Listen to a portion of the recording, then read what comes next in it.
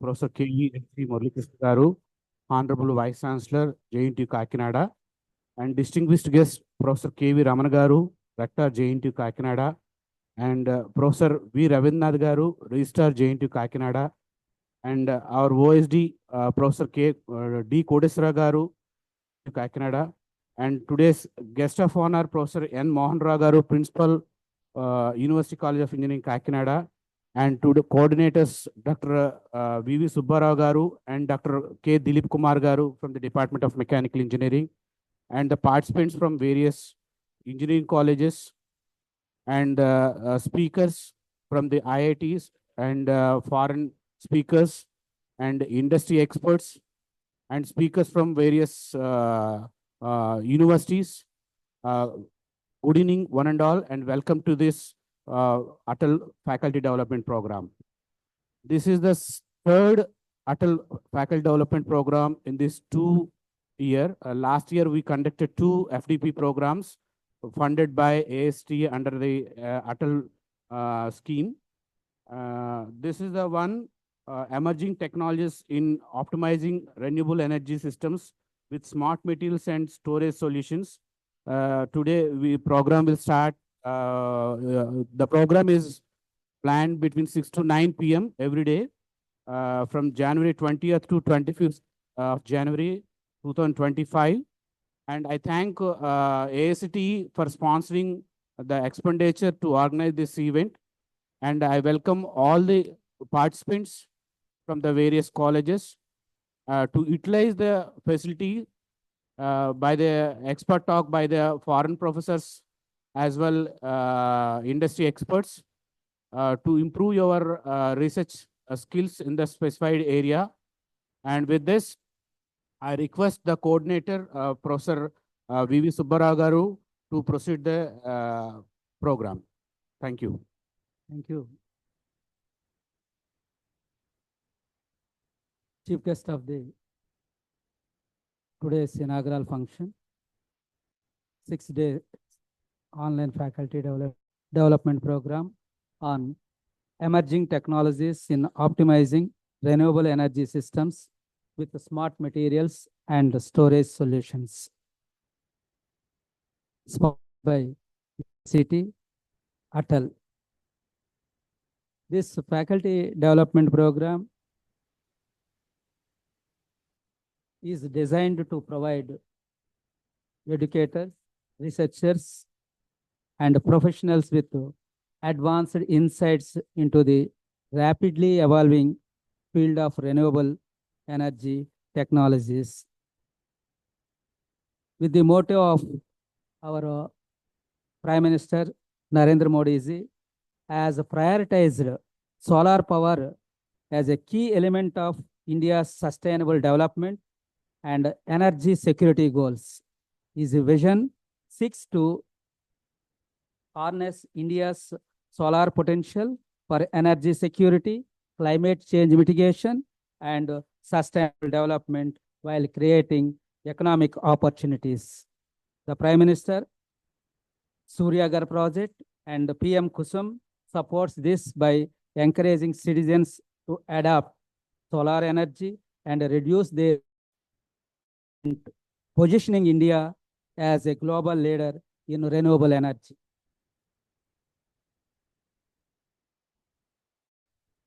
Chief Minister of Andhra Pradesh, Nara Chandrababu Naidu Garu, has championed the green energy as a key aspect of the state's sustainable development and economic growth.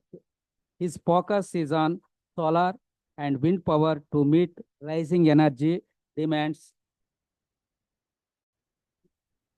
CMs introduced a green energy policy offering incentives like subsidies, tax exemptions, land access for renewable energy projects. CM's vision aims to position Andhra Pradesh as a leader in renewable energy, innovation, and sustainable development. Our Honorable Vice Chancellor, Professor K.V.S.C. Muralikrishna, is a green man with his inspiration and support we are conducting this program. We all of us know that India is having abundant solar energy. It should be harnessed using the photovoltaic principle to generate electrical power. The maximum efficiency of the photovoltaic cells typically ranges from 20% to 22% for commercial silicon-based cells. However, with the integration of advanced technologies, semiconductor materials, a multi-junction solar cells can achieve efficiencies of over 40% under optimal conditions. Focusing on cutting-edge technologies, smart materials, efficient storage solutions, this FDP aims to bridge the gap between the theoretical concepts and practical implementation, empowering participants to optimize renewable energy systems for maximum efficiency and sustainability. For this faculty development program, a total of 138 participants have applied for this FDP from 9 states across the country: Andhra Pradesh, Telangana, Tamil Nadu, Karnataka, Maharashtra, West Bengal, Madhya Pradesh, Bihar, and Gujarat. The FDP is scheduled with 13 sessions.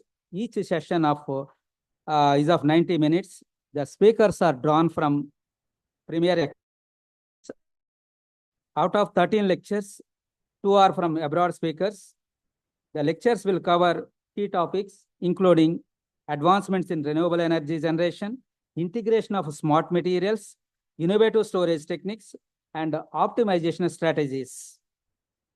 It will also explore the impact of emerging technologies like IoT and AI on system performance. Through interactive lectures and case studies, hope participants will gain a comprehensive understanding of the latest developments in renewable energy technologies and their applications in both academic and industrial contexts. Today, the first session starts with Dr. Eswara Prasad garu, former outstanding scientist H of DRDO, ex and ex-director DMSRDE Kanpur Energy Systems. He is going to speak on new avenues and AI technologies. Yes, hope the participants will have a good time during these 6 days of the program. Thank you, one and all. Thank you, sir.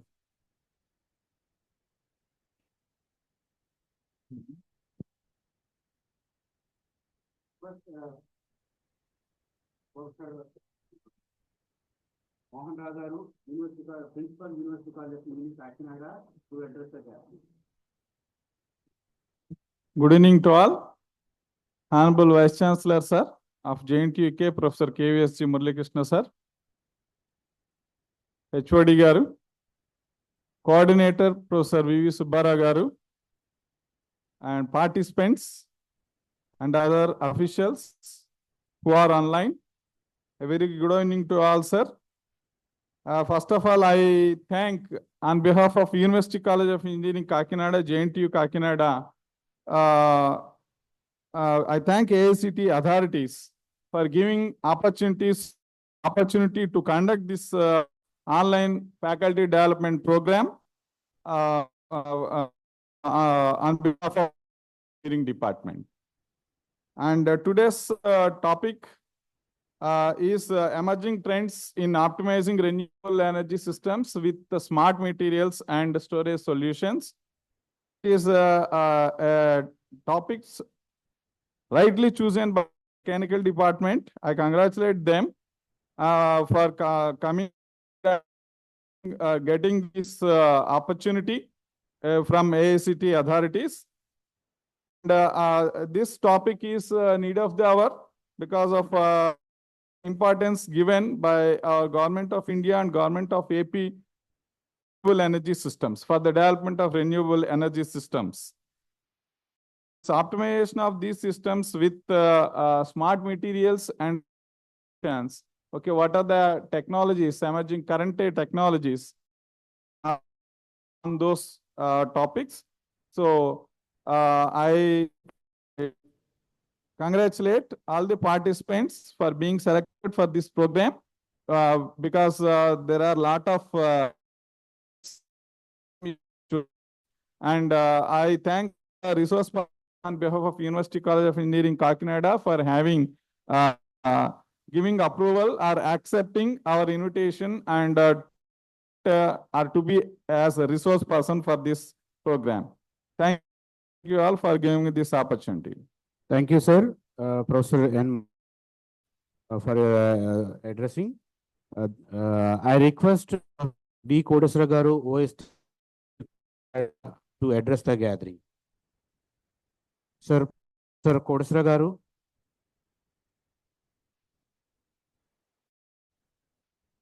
So now I request Professor Ravindranath Garu, to Kakinada, to address the gathering. Sir, Ravindranath sir, yeah. Am I audible? Yes, sir. Audible, sir. Just to voice. Am I audible now? Yes, sir. Yes, sir. Oh, thank you very much, Professor Lingaraju, for giving the opportunity, and Vice Chancellor Murali Krishna Garu, and the Principal Mohan Rao, and the HOD Lingaraj Garu, and the coordinators Professor V.V. Subbarao and Dilip Kumar. So it is really a very a good attempt you are making, and it is quite relevant to make alternative fuels. Nowadays, everybody is trying for making alternative fluids, fuels, and as you see, the many countries are also fighting, especially in the wake of the wars between the countries also. So people are quickly switching to the alternative fuels, and solar energy is one thing. And once these technologies are quite relevant, and you are the main objective of your faculty development is to train faculty in the latest technologies of alternative alternative fuels available with the smart this one. And then another thing is the carbon footprints. Future really this carbon footprints, because of the climatic change, it is a where the make any such product which are not friendly. So the acceptable only when in light of the carbon footprint and its impact to the environment also. So in the wake of this, your FDP will, I am very sure that it will train the young community to get equipped with the latest technologies in this, and congratulate and all the participants, and you a wonderful time ahead, and this, and you continue further in this programs. So thank you very much. KV Ramana Garu, Rector, JNTUK, Canada, to yeah. Sir, Professor Rector, JNTUK, Canada, I request to address the gathering.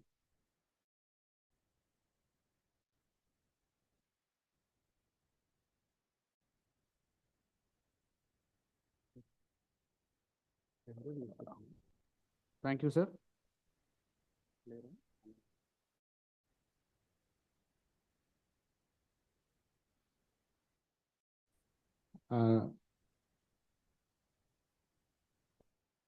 Today's chief guest, Professor KVSG Murali Krishna Garu, Chancellor, JNTUK, Canada, to address the gathering.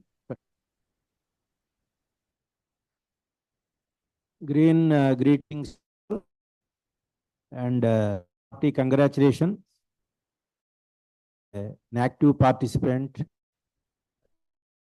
The very name of Atal brings a lot of cheer, joy, and excellence in administration in India, because after Atal Bihari Vajpayee, birthday is celebrated to Paripalana Divas in India. And he was known for his depth in Indian traditional knowledge, and he was an outstanding administrator. And the moment, this is very beautifully coined, because so let me some of the beautiful which he has several occasions. But before that, let me compliment the team on organizing this faculty development program. We is the coordinator. He has a lot of international exposure, and is an academically very renowned person in this field. And Lingaraju, the department, also is a very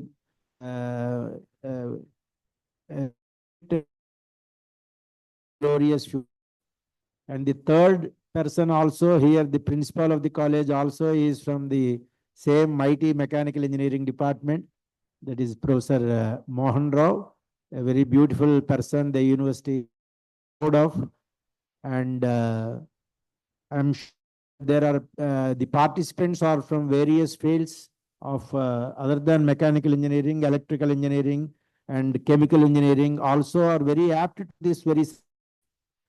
My subject is basically I did my bachelor's from civil engineering from NIT Surat, and then master's in environmental engineering from NIT Surat, and then I did PhD in radiation control. So mine also is environment. And today the topic itself is emerging technology. Emerging technologies can also be called as latest technologies or green technologies, because the meaning of the term green is latest. In civil engineering also, freshly prepared concrete is called green concrete. So green means fresh. So if any recently any wound has happened, any damage is done, then we say the wound is green.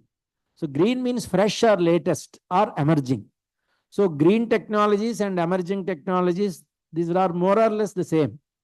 And as a environmentalist, as a member of Ministry of Government of India for nearly 6.5 years, we always talk about green technologies are based on, that is emerging technologies are based on 4 E's. 1 E is energy. Second E is environment. Third E is economical. Fourth is education. I'm very happy that addresses all 4 things, because it should be energy efficient. Anything in the next 50 years, the world is going to be governed by these 4 E's. And anything should be, any emerging technology, any green technology, any latest technology should be energy efficient, economically viable, and ethical. That is, education wise, it should be ethical. That is socially acceptable.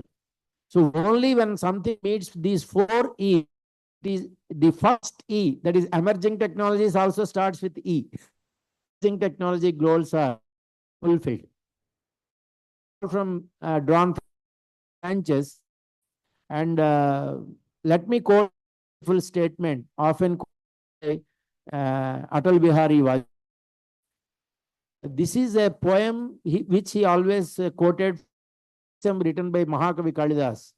He says, a teacher should be, in Raghuvamsam, the greatest qualities of about 100 great personal ancestors of King Ram were described.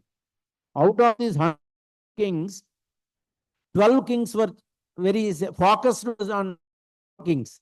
And on this again, focus was given on 4 kings. These qualities he tells. King means a teacher is the king of the class. So a teacher also is the leader of the class. He is the king of the class. So he also should have these 4 qualities. This poem completely tells about the quality of a good teacher. Let me quote that poem. Saisave abhyastam yavvane vishayaishinam vardhake yoginam te tanutyajam. Says that, and says, Saisave abhyastam. Even though you are a professor in IIT, learning, imagine that you are a child. As a child has a lot of curiosity to learn new things. He is completely involved in whatever he is learning. So even though you are a professor, when the resource person is talking to you. So that is the first quality a teacher should have, that be a curious listener. Get involved yourself completely in whatever you are doing. Listening. So be a listener. Don't assume that I am a big professor, I know I need not listen. That is a wrong aspect. This first quality a teacher should have. Good teacher is the first of a class. So, Saisave Abhyasta Vidyanam, child. Yavvane Vishayaishinam. Many people think that youth is something connected with age. No. If you have the burning desire to learn new things, that is youth. So, I have learned from Subbarao that very renowned speakers from the entire country and even from outside are drawn, and they all will be addressing you. They themselves are ocean knowledge, and that knowledge they will give you in 1 hour. Very beautiful points. So you can purchase time, you can compress time, you can manufacture time by listening to these resource persons. So if you are learning something, that is a symbol that is of youthfulness. So even old professor, you are like a young man. Youth means you should have the desire to learn new things. So you should behave like a child. Well, you should also behave like a young man. That is why learning, in learnings, same time, simultaneously. And the third one is Univrittinam. See, after certain, courage is not in standing and speaking. Courage is sitting and listening, said Winston Churchill after getting Nobel Prize. So when you are listening, sitting and listening patient with mauna, that is calmness, that may stage of learning and yoga. So you, while participating in this program, be like a muni. And the 4th point is yogi nam. These online programs are 100% self-driven, self-discipline oriented. Your conscience should tell you that you should listen, be devoted to listen and learn and prosper, and because of students should prosper. Education is transfer of civilization, said Plato. So whatever you learn from all these great personalities, tomorrow transfer this knowledge to the young generation, next generation, the students who are depending on you. These 4 qualities, if you can exhibit, I'm telling you, by Abdul Kalam, aap badho, desh apne aap badhega.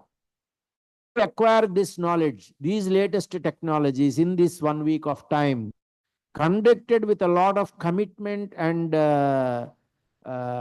sincerity by this team of Subbarao, Lingaraz, and Mohan Rao, and under the stewardship of umbrella of JNTUK Kakinada and AICT sponsored Atal program. I'm sure if you develop, your institution will develop, your students will develop, the next generation will develop, and India will develop. So The dream of everybody today is India by 2047. That we can achieve by 2037 itself. If you all can listen, participate with an utmost devotion, dedication, and determination in this program, and transfer this knowledge to the next generation, I'm sure this program is going to be one of the best programs.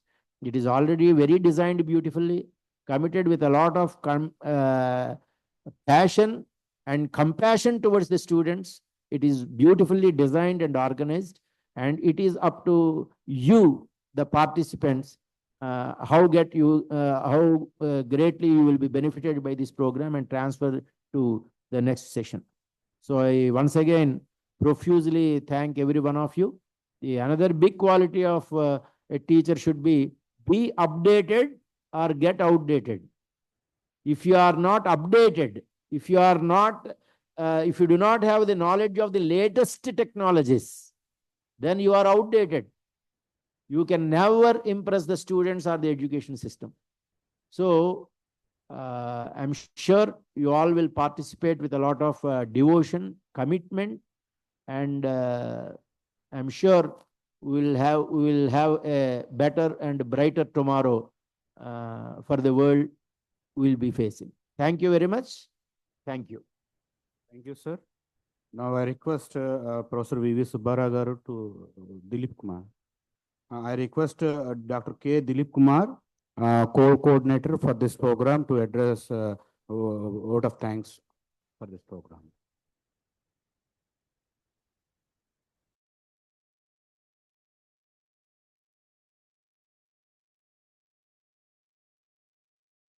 Voice is not clear.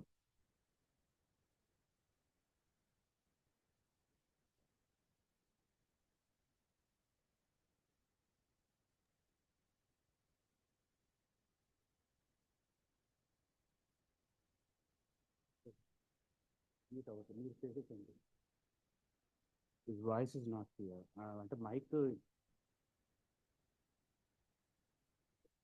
mute unnadu. Tell it in mic that let him unmute. Unmute చేశాడు, but it's not getting the. Sir, now shall I? Dilip? Yes, sir. Yes, sir. Yeah, please address. Thank you very much, sir. Thank you for giving this opportunity. So, good evening to everyone. I am Dr. K. Dilip Kumar, Assistant Professor of Mechanical Engineering. I am here to one of the co-coordinator of this FDP. I am here to propose the vote of thanks of the concluding session of inauguration. First, it's my immense pleasure to express our sincere thanks to esteemed chief guest, KVSG Murali Krishna Garu, Vice Chancellor, JNTUK Kakinada, for gracing us with your presence and delivering such an insightful, inspiring address, and we are deeply honored by your presence, sir. I would like to extend my heartfelt thanks to distinguished guests, Rector Professor K.V. Ramana Garu, Registrar Ravindra Nath Garu, OSD Professor Kodeswara Rao Garu.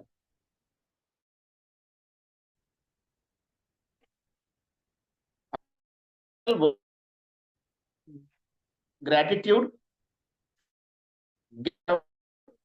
Professor N. Mohan Rao Garu, Principal, University College of Engineering, Kakinada, for taking the time in spite of a busy schedule. Your presence today deeply appreciated, sir. And our President, Dr. Lingaraj Garu, Head of the Department, Mechanical Engineering, University College of Kakinada. He was a special mentioning always leader with the wisdom and vision. Your leadership continue to be inspiring all of us in future endeavors, sir. A big thank to our coordinator, Sir V.V. Subbara Garu, former Registrar, JNTUK Kakinada, and Professor of Mechanical Engineering. whose hard work and efforts have been instrumental in organizing this event. Your dedication today's session a great success, sir. We also express appreciation to University Authority and College Authority for providing infrastructure facilities to have such an online session. And I would like to thank press and media, electronic media for their wide coverage of the event, starting from the initial publication of our event. Lastly, I thank everyone today present over here. On behalf of organizing committee, Atal 6-day online FDP, I congratulate all the participants, and I personally thank the department, college, and university authority for providing such a great opportunity for me to extend, as sir mentioned, update or outdated. This is an opportunity for us to update ourselves instead of updating. Thank you, sir. Thank you very much. With this, I am concluding my vote of thanks. Thank you, sir. Thank you, Dr. K. Dilip Kumar Garu, for your contribution towards to organize this event. Now, first session, the program first session will start by Professor N. Eswara Prasad Garu as per the regular schedule. So, Dilip Kumar Garu, please coordinate the technical sessions followed by this inaugural session. Yes, sir. Yes, sir. Thank you, sir. Thank you very much. Thank you. Thank you, one and all. So all the participants are requested to continue. So now I request technical session. Professor V.V. Subbara Garu to address the today's speaker. Dilip? Yeah. Yeah, please. Sir, I am here to address today's speaker. Introduce.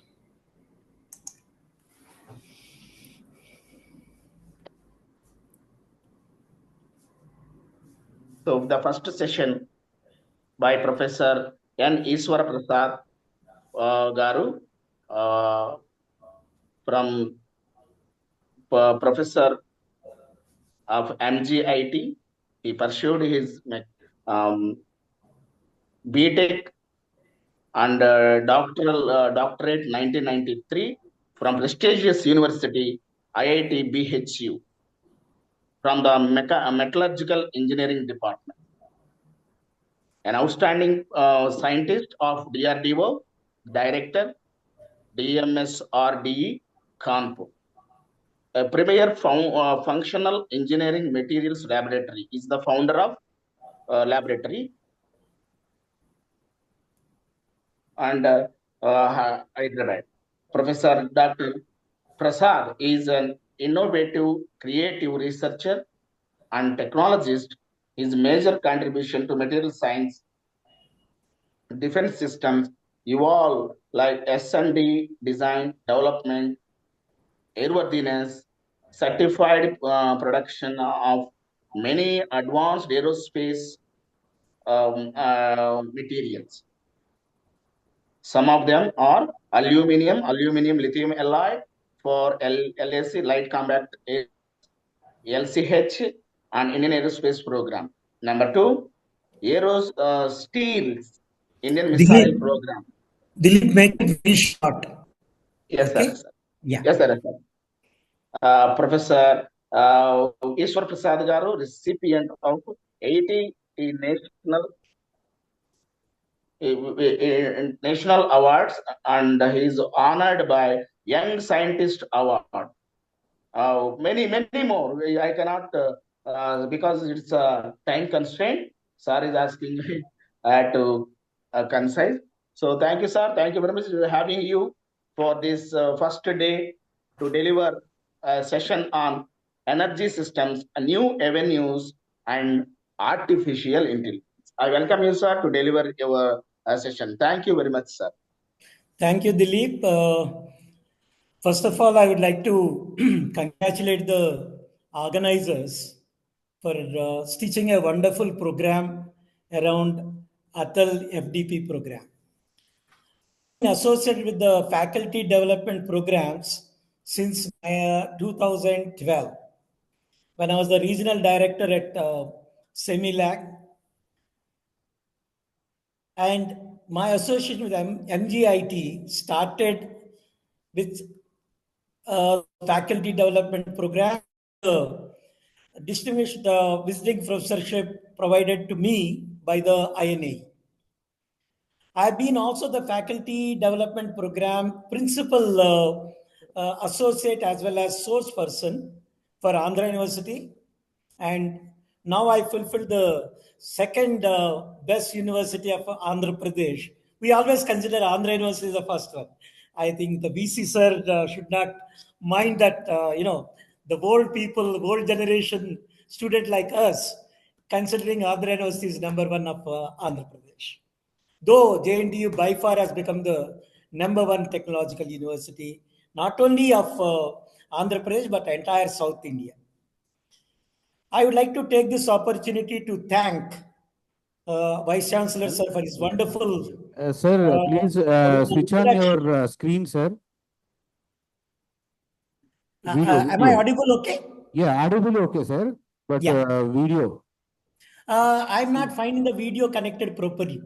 Okay. Yeah, they might have to zoom in. So first of all, after this brief, personal, comment about Andhra University and JNTU, let me switch over and then thank the organizers. Especially, I'm moved by the wonderful words from Murali Krishna sir for his very good reference to Atal sir. Atal sir is my favorite politician. I normally do not like any politicians or reference to any politicians too. But Atal sir is a leader. We don't consider him as a politician. So the name Atal sir always triggers little bit of passion as well as patriotism, because he's beyond the small boundaries of power, administration, and also a little bit of social angle. But what is more important is India is in the cusp, or moving from this generation of societal advancement to the next generation of societal advancement. We are moving from one small boat to a large ship, or we are moving from a small aircraft to a intercontinental aircraft, or we are moving from a small economy to a $1 trillion economy. And we are also shifting our gaze that instead of a predominantly imported dominant society or a country, we are moving to export oriented. Do all and power generation as well as the system that we use for energy distribution is most important. Whether it is a production or storage, then distribution, even pilferage control are going to be ask from the society. So if Dilip can load my slides and then move away from my looking. I don't know I'm seen or not, doesn't matter. But my voice is reaching to all the participants. Only 2 words about the FDP. The FDPs are supposed to be faculty development. That means these programs are aimed at improving the faculty prowess. The way that a faculty execute themselves for next 10 or 15 years in their field, and this faculty development programs are supposed to help them to stitch new courses as well as new avenues for their research, and more importantly today, to contribute to the national missions. And power generation and energy systems are a international level, technological missions which have got a bright future. As you would see from my slides, I have placed lot of importance why these energy systems are so important. And I also looked at this FDP program, other resource persons, and they have a fantastic in-depth knowledge and directly involved in these technologies as well as systems. So it's become difficult for me, a material scientist and a functional materials man, to choose a subject that doesn't overlap with any of these other speakers or experts. So I've chosen the new avenues. The new avenues are all going to be stitched around materials and material technologies, and what are the available systems that to on, and then move on to the areas that other speakers have not covered to my knowledge. I would have thought about covering a few of them, but I did not do it deliberately so that there is a minimum overlap. So, why energy systems are important? The first introduction comes to why energy systems are important, and that I had taken from two fantastic what you call texts. One is from the scope of energy systems as given in the Journal of Energy Systems. The energy systems as a per se is also a subject of international importance as well as international research. And in that case, there is a separate journal on this, and I find their scope of the journal speaks the best for the introducing energy systems. It says energy related problems are part of the challenges for humanity in this century worldwide, and it encounters several aspects, and those looks for optimization first, optimization of the power systems, then the unit commitments, the power generation at the local level and integrating with the grids, power trading, electricity risk management, competition in the electricity markets, and bidding or budding technologies are the major components of this energy systems and the future outcome.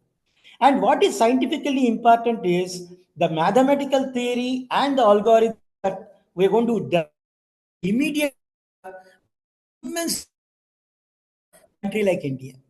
Then I'll switch over, come to the materials, and I take rescue of the text provided by Dr. Benner, who's my ex-director at DMRL. And we always followed his whenever he said, this is the future of going to be India going to be, because we all follow Dr. Arunachalam sir, who talked India as a power hungry, wanted India to be electricity hungry or power hungry, so that our industrial development was at a faster pace, and then we'll reach the world annals. So what his ask is, in the long text I had given in the slide 2, I moved to the last one sentence where he aviation, which is going to be the what you call India. Here, Dr. Banerjee says, aviation accounts for global energy consumption. In fact, the Indian consumption is much less than world averages, because we have that kind of resources that are developed countries. The average of 3% itself is a principal driver, because aviation gives the highest order of technological solutions as well as for the energy and energy utilization. More important is the global energy consumption is 3%. The growth of energy exceeds the other transportation sectors, and transportation is the one which is going to drive India to the next millennium. So more important is we should use this fast drinking sources and then get established into the new sources of energy systems. So another important is this also affects troposphere and troposphere. That means the spheres around the orbit or the environment are going to be greatly affected by air travel, the movement in the air. So when you do these things, the becomes extremely important. So what I done in my presentation, the schema presentation, the third slide, I hope the slides are shown. Okay, I'm here seeing Mr. Ravindranath's name on that, but I'm moving with the slides hard copy. So hopefully hopefully Dilip is able to project all the slides. And in the third slide, when I give the schema presentation, I'm going to talk about general energy systems and as of today. Then I'll cover future Indian energy brief outlook. I'm not an expert in this, so I'll limit only till that. Sir, Yeah. PPT is not visible to the. Yeah. You're able to see the slides? We are unable to see the slides, sir. No, Can sir. you can Dilip project it? So far I've been speaking, and the slides in here afterwards are important to be projected. If you can project the slides from I've sent you the PDF. Hope you are able to project it. So I'll go ahead with till that time when the slides are essential, till that time I'll proceed so that I do not take away the time from the second speaker of the day's evening. So in the second part comes to my specialization, where material and material technologies play an important role for energy systems. Here, I'm going to cover about a few case studies to only say how the materials, especially the smart materials and advanced material play in the emerging our energy systems. Then I will talk about the future materials and programs that are required for the advanced energy systems. Especially I'll talk about aero engine, which is very, very important for our nation today. Then in the last one, now looks like whether we do it or not, every engineer, like every educated person should know English. Every engineer is supposed to know artificial intelligence. So it becomes so predominant and prevailing that everybody is supposed to know, or they are better off to know artificial intelligence. I will talk about essentially good news for the engineers, or engineers who are reluctant to move or jump into AI. I'll talk about the limitations of AI, so that people do not become overwhelmingly bothered about AI taking over everything else. But I will also talk about what are the avenues for AI in immediate future, so that we better prepared for that. Okay. So moving to the first part, why a brief importance of energy systems. I will again go to the very fundamental or a primitive text from the NCERT syllabus, 10th class syllabus. As early as a 10th class or SSC syllabus, a student is asked to know why energy is important. So this is the best introduction I could find. Like a small, budding student, I wanted to start why energy. It says energy makes people's life easier, and the productivity increases, and increases the energy generation and supply. Not only that accelerates the economic growth, but also improves the living standards of people. So this is very, very important that we know that energy is so all prevailing or all important, that we should do energy, take energy as a most important sector. Then it says, the text says, the government envisions supplying energy to every district of India, to every individual or individual house, in a most economic manner for societal upliftment.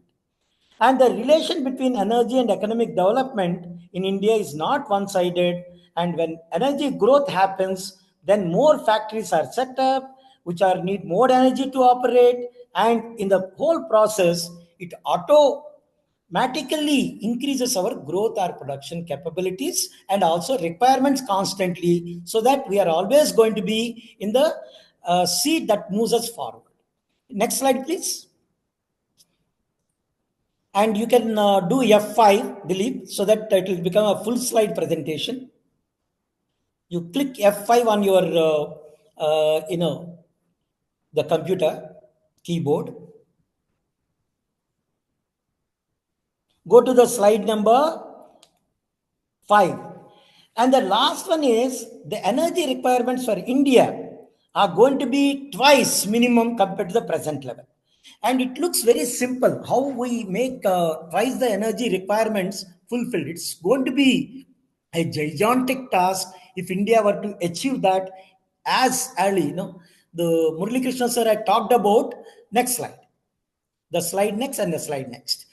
Professor Murali Krishna sir talked about India becoming a developed country, if not by 2047, as early as 2037. If we were to do that, we have to make energy required for the Indian society energy requirement itself to go from present level to twice that one by 2027 and 4 times by 2037. So there's a tall ask. 2027 itself a huge ask, even to invest and make inroads into establishing a platform to do this fantastic ask, both by Indian society, the technologists, the system engineers, and by the government of India policymakers. And all these things require, going from today's 350 gigawatts to around 1000 gigawatts, which is a huge ask. I will tell you how we are going to achieve it. So if you go to the slide number 5, okay. So we talk about, can we go to the slide number 5? We are in slide number 2. So in the slide number 5, in continuing the introduction, I had given the importance of various energy systems or the sectors. And if you look at them, okay, Dilip, can you move the slides to slide number 5? Aren't your slides moving? You have to do page up on your laptop or the computer, okay? Once you put the first slide on. Oh, in that, what we find is India or any developing country uses around the fossil fuels or the fossils or the coal-based or the thermal-based energy at the tune of 50%. Okay, even the developed countries use around that, 40 to 50%. And the lesser is the dependence on this, it is called advanced country. And now look at other sources of energy. For example, hydro. We are looking at the hydropower in India, 11% as of today, and it should go as much as 18 to 19%. That itself is environmentally quite demanding because there's so much resistance. The thermal power is the only one which people do not resist, though it is much more damaging. Then nuclear, though it has become extremely safe and extremely viable in a long term and also easily convertible. The convertible ratios are hugely better compared to the thermal. We don't adopt to nuclear that easily. What is the alternate left? The alternate left is the natural or alternate power supplies or the power sources. That's what we are going to attack. And if you go to the slide number 6, then we'll know the projection by Government of India. The Government of India has projected what would be the power scenario as compared to 21-22 to 29-30. That means a decade, what Indian power scenario is going to become. So the power scenario is going to become predominantly the one which is going to be dominated by hydro, then small hydro and solar and wind. These are the 4 sectors, okay, leaving out nuclear at that place and then slight reduction in coal and gas, because India doesn't have natural resources of these, and gas is going to be one of the ingredients. If we are able to get technological solutions, we'll able to use much more of the natural gas at the gases, which are much more than normal level what we are using today. Then this scenario gives us challenges, and I'm going to talk about the energy systems, okay, by looking at the energy systems available today to the energy system that have to be made available in another 5 to 10 years, maybe 5 years, not even 10 years. In which case, what are going to be major issues? If you can go to the first slide of part A, that is energy systems and major issues. Okay, maybe all of you will be provided with the PDF of this presentation. Then you will able to see that. Please move up on page up button, and yeah. So this is what please go on, go increase, go to the next slide. Yeah, this is where I said, in 2021, we have this scenario here, and then we are moving to the 23rd. And you look at the jump here, it's all, and we are asking for more. That means we are the yellow portions and going to be much more, which is solar. And the blue portions here are also going to increase, which includes wind and other sources. Whereas the thermal is going to remain almost the same. The present 50% thermal energy, thermal plant generated system or power or electricity will going to be 1/3, as low as 1/3. Then only we are able to meet the world standards for the green energy production by India. So I talked about this energy system. Can you go to the next slide? Then you will see what are the major issues. Can you go to the next slide, Dilip? Next. So if you look at the energy sources, we are not going to move much from the nuclear until otherwise we have our own, fast breeder technology developed much more extent, and we are able to produce a nuclear fuel by ourselves. We are definitely on the brink of collapsing in terms of thermal power. We cannot increase it any further, though we might have to increase the capacities and utilization. Solely be depending on much more, doubling the solar power generation in the country in every year for next 5 years to reach that level of requirements. And then we are definitely going to tap the wind power and other alternatives. So the other alternatives also look at the gases and other things. Yeah, here, you leave it here. Don't go back. Okay. So geothermal is also very, very important. We need the thermal energy inside the earth crust. That is also very, very important. And that comes out by the natural water processes, and even the tropical countries like India should have the tidal energy much more than the countries which are much energy efficient, like the Europe or the polar. Then we'll move to the very important area that I had to address upon. Why not India look at artificial leaf? That means we anyway not creating much of the greenery in India. In fact, we are reducing our forestry, but the forestry is essential to us. What is essential is oxygen. But why not we do the Japanese technology, create artificial greenery, and also produce an energy from the carbon dioxide, that the carbon dioxide into the environment. So the carbon dioxide should able photosynthesis, not by natural means. The natural means will not give us the energy that is deductible. We can extract so that we can make our devices empowered. So this is the technology that we have to work for, and several international new technology, not much is done in India. It has a much bigger level, and even if your photosynthesis efficiency by discovering new catalysts of this artificial is improved upon. Can you go to the next slide? Next slide. 2-3 slides forward.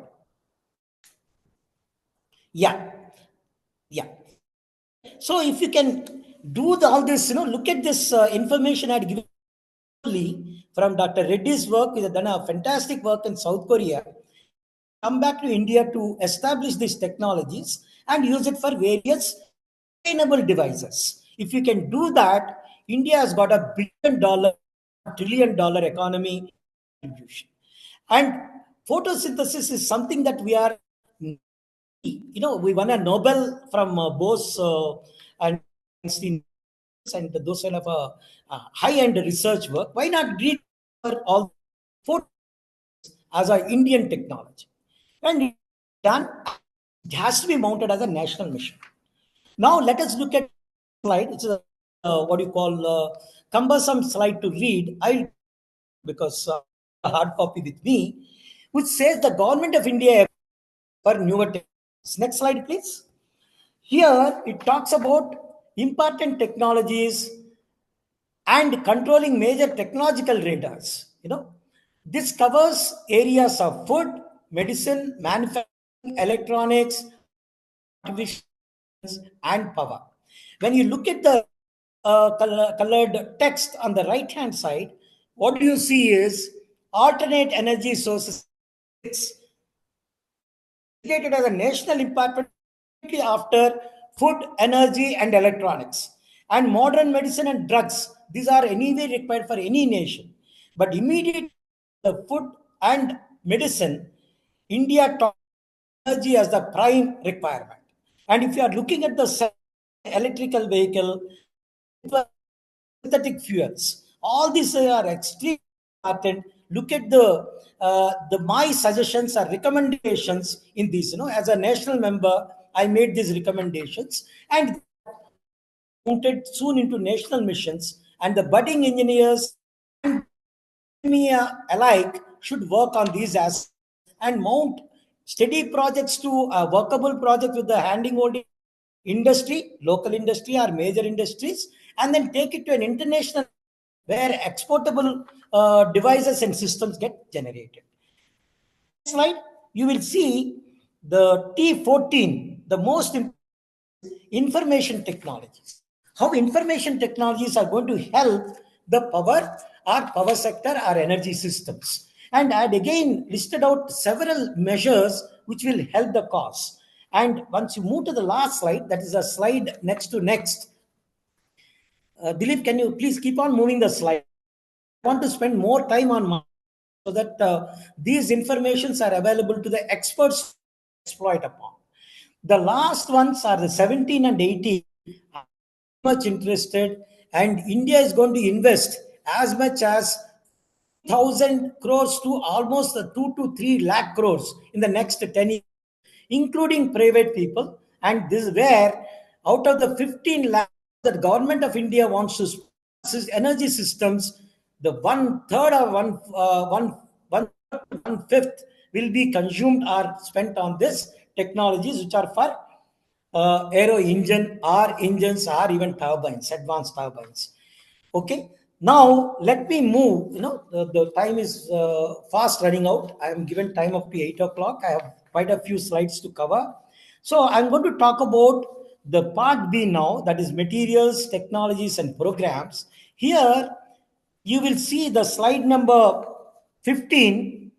The periodic table is given. Dilip, please keep moving the slides. I am seeing this. Keep moving the slide. Participants are able to move, see the slide number 15. I'll be happy.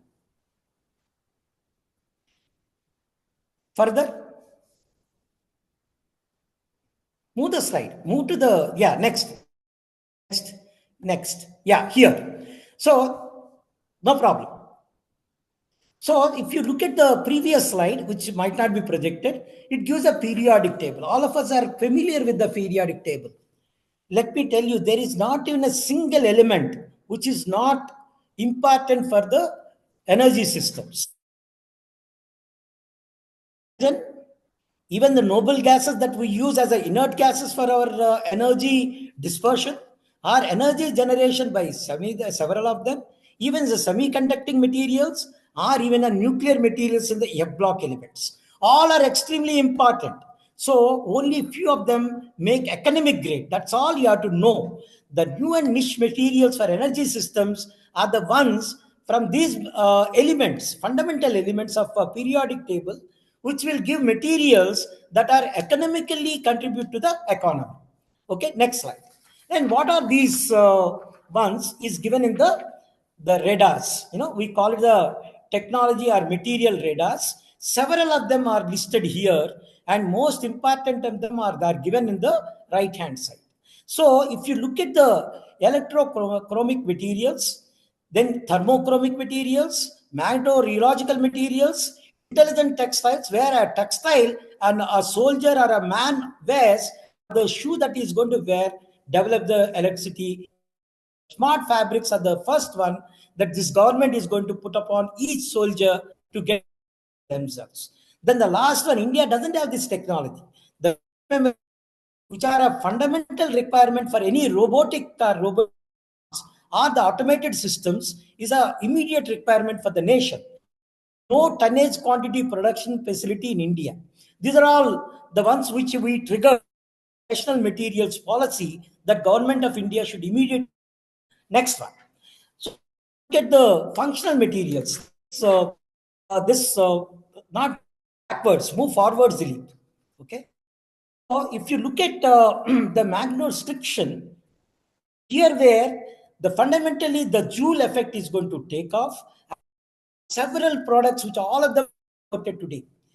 Enormous amount of foreign exchange goes, and all these things are required for each and every vehicle, more so in the electrical vehicles. When you have to do what you call materials and integrating the materials into sonars, actuators, smart wings, vibrating systems, the fuel injectors, all these things from an imported material, imported technologies for manufacturing. If we get established here, we will be replacing $1 trillion every year in foreign exchange by our product. We required to attack so that we'll able to save our precious foreign exchange and then save it for the essential spending like fuel. India doesn't have a crude, we have to produce or we have to import. But let us even export these things. And first we have to stop importing all this and have to get these materials on a firm footing. Next one, restrictive materials. All of them require what you call is a rare earth material. Okay, and R here is a rare earth material and dysprosium, and all these things are required to Indian tonnage, if not more. So once you look at the fundamental research done in India or elsewhere, everybody knows the science and technology, the economic scale of production and making the devices and integrated systems, which are all government of India. The industry should make the replace the imports. Then only funding the government are under PPP, that is public private participation. Even the tremendously encouraging this mode of participation where there is no dearth of money in India for a wise investment. Into wise investments, an investment that will propel back our money 5 years. Then only we'll able to make use of this. That means we have to produce within India in economical scales and integrate them with the system that are exportable. The next slide shows about ferromagnetic shape memory alloys. Shape memory alloys are the ferromagnetic ones, which are very where the congruent materials, the materials which like a compounds, they have compositional variation, but they give very what we call materials. So next slide. The sturdy materials here, nickel, manganese, gallium, iron, platinum, the ones which will give a tremendous scope for replacing all imports, and the shape essential for any robotics. India, let me tell you, working 2 to 3% automated systems that will go into our production. Until we make it 5 to 10% in the next, India will never have a manufacturing facility of our own, which will take systems for manufacturing. We will be we are for last 10 years. We will not progress forward. This one alloy which Midhani has in little quantities, it has to be done in tonnage quantities and special plant, which is not an easy task. To the next one, I move to from the functional materials. I'm moving to the this is another magnetocalorific materials which are very, very important. Refrigeration going to work, and India is going to get into tremendous refrigeration requirement, make our own refrigeration systems, especially important for India processing and food storage. Technology one we have to exploit and then move from the away from the imports. As at present, all the materials I talked in the last 5 to 10 minutes are all imported. Next one. Now we are moving to the engineering materials. Next slide. The next slide shows materials which are immediately required for our nation. So look at the DRDO effort itself in the last years that I am assessed. Next slide. Yes, quarters of we have developed nothing less than 40-50 programs we have mounted, and I'm going to speak about only one of that program, that high temperature turbine materials. The turbine technology are the turbines, only one which will drive the toughest system, energy system, that engine. Entire aircraft is driven or even stopped aero engine. You know, when we put off the engine, brakes, the aircraft is going to fly. But once it comes to what you call a dead halt, again there is another engine which has to come into picture, which will aircraft station where people can get themselves in the near to the exit areas. So when you look at this engines requirement, as of today, India is spending as much as 50,000 crores as a foreign outgo on either we are importing the aircrafts with the engines. Nobody knows that engines are, 40 to 50% of the aircraft, and we are indirectly importing and their overhauling, the accessories we require. We churn out a lot of money to the foreign players in terms of billions of dollars. And I'm going to talk about that particular one. But listed here, all red colored programs are the ones which are energy or energy related system material programs, which are all important. And the forum comes, we'll talk about all of them in much more detail. So why it is so important? India is not able to make a single engine of any worth the salt to mention. We have started in DRDO, GTRE laboratory to produce. Each attribute the failures to different difficulties we have, but it's a most difficult man-made system, which is the highest in. Let me tell you what is the difficulty. Entire energy supplied by this small area of turbine. Okay, here HP, the small area, leave out all this area, and here the temperature of these components far exceed the melting point of the material we are using. So somebody might ask me, how actually it is possible? Liquid cannot operate, take pressure. It is done by two mechanisms. One is the material is kept at almost at a melting point. Possible because these materials are strengthened by what is called a precipitate, which is very stable up to 0.9 times the homologous temperature. Homologous temperature is nothing but melting point in Kelvin. So if you look at it, the melting point of nickel is almost 0.9, 0.95 times of that base superalloys. Secondly, it is done by using coatings, which is essential, and India doesn't have any coatings.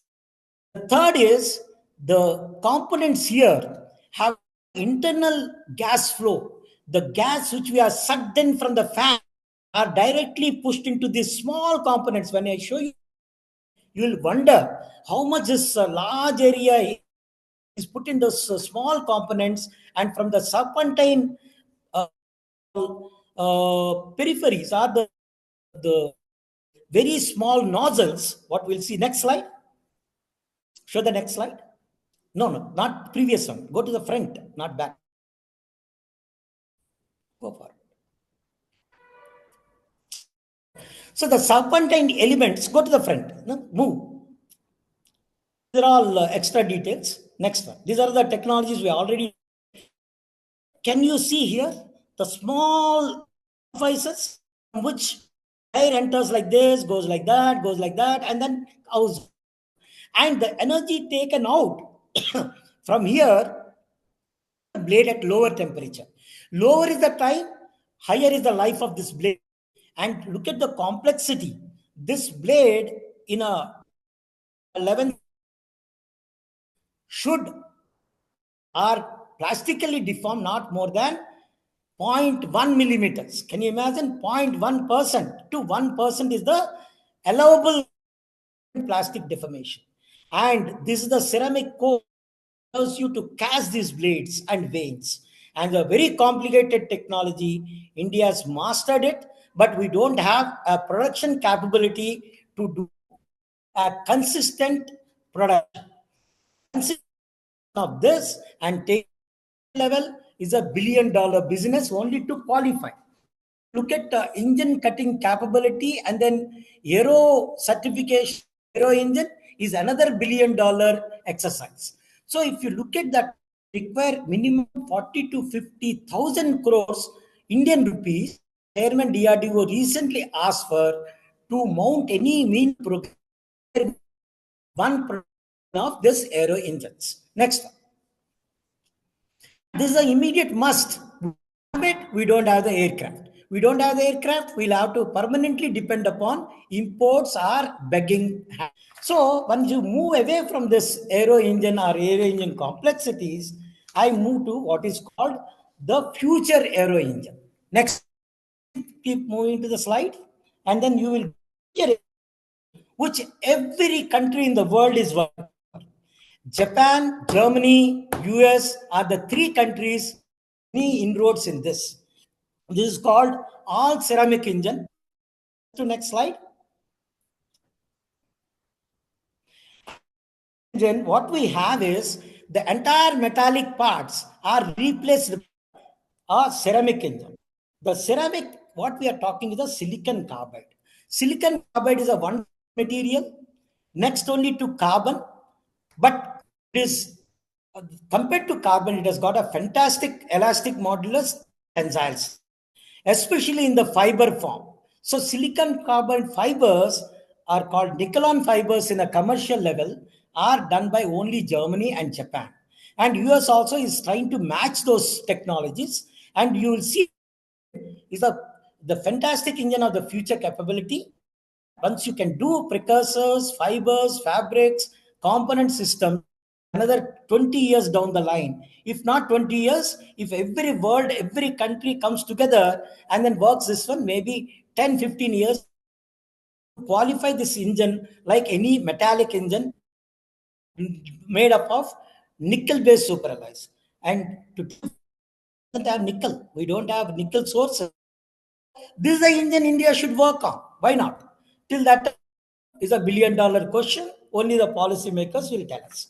And what precursor we are already done at DMSRDE, the laboratory I headed last before I superannuated. We had gotten the tensile strength of the fiber and the mass of the fiber, but we had to get a consistent fiber of kilometer length and then get a wounding like a spools, like a fabrication textiles like that. We have to get this technology itself is a world beater. If you can do this consistently and supply even to the world program, India will be a major player. And the silicon carbide fiber of the future generation requires at least the strength to be another 20 to 30% higher and more 2 to 3 times, which is a huge ask. And world is all.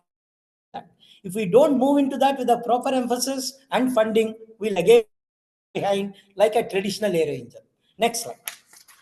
Now turning to the third part, which is nothing but AI, and I will talk why AI is important or why it can be awaited for high-end engineering applications, so that people and then take a little bit of breather, saying that AI is little far off for high-end science, engineering, and technology.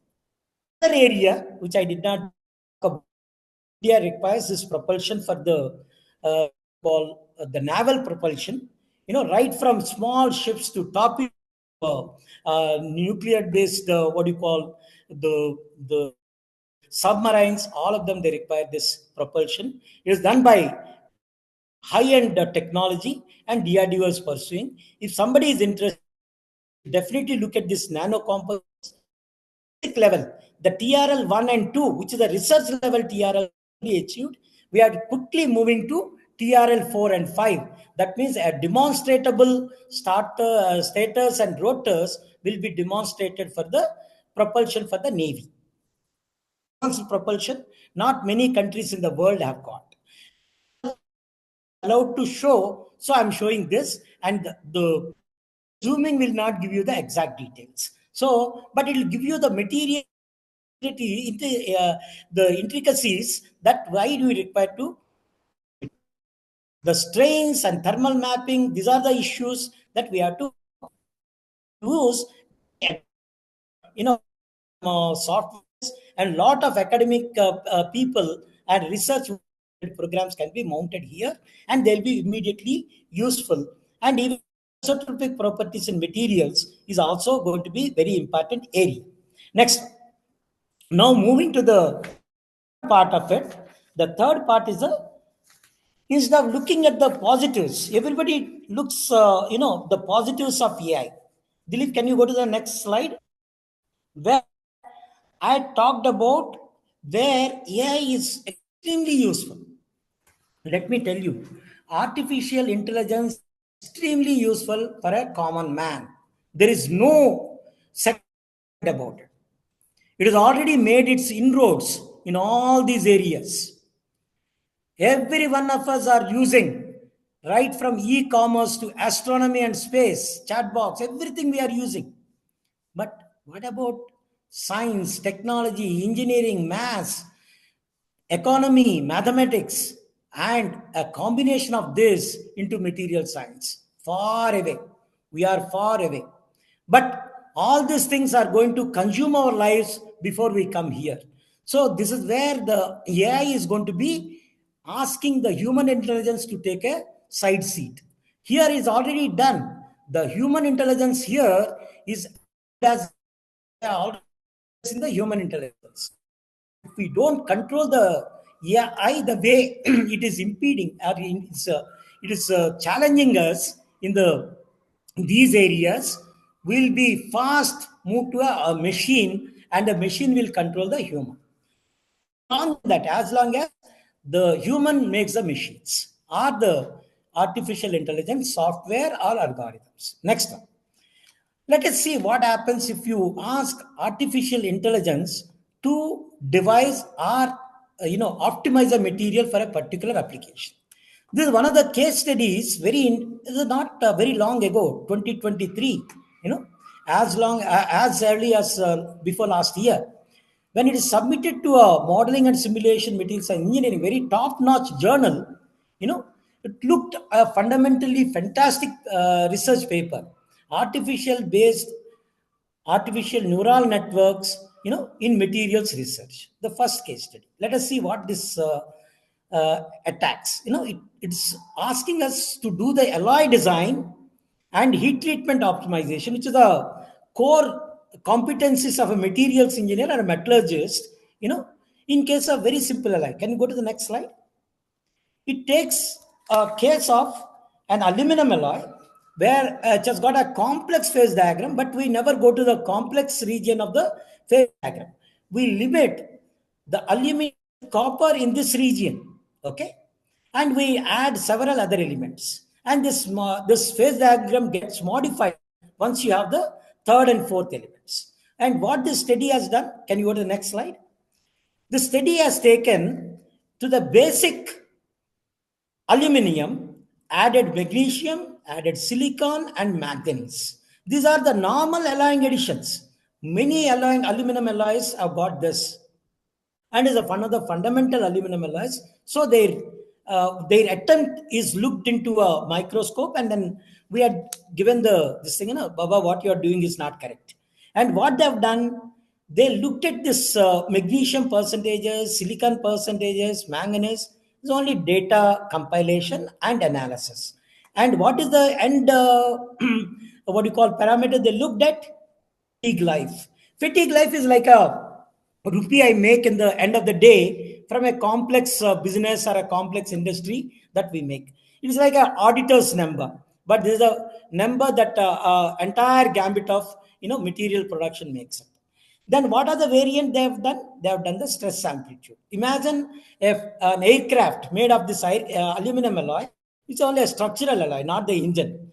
In which case, in the takeoff, even the aircraft outer body goes with a very tremendously high stress amplitude. And in the cruise, once it reaches a high orbit, and a lot of time, in a long distance flight, it cruises for almost 2 to 3 hours in a 4 or 5 hours flight. Okay, in that the stress amplitude is extremely low. Okay, in a combination of this stress amplitude, they found the fatigue life and tried to correlate the life. Next one. And what they have done is they have done a what you call reverse mathematical modeling, and all these things look very, very good in the mathematical modeling, and also the algorithm they have generated. And they have taken a data set which is a very good for an aluminum alloy, very, very consistent data, and then looked at the optimized composition from a fatigue data by reverse engineering or reverse data fudging. Let's go to the next one. These are all done by AI. Okay, there's another neural network where stress and stress ratio, quite complicated analysis they did, and then back calculated what is the optimized magnesium content, silicon content, and manganese content, and also the grain refiner which is called zirconium. Next slide. And they come with a what you call AI based composition, optimum alloy composition, which has got no scientific basis.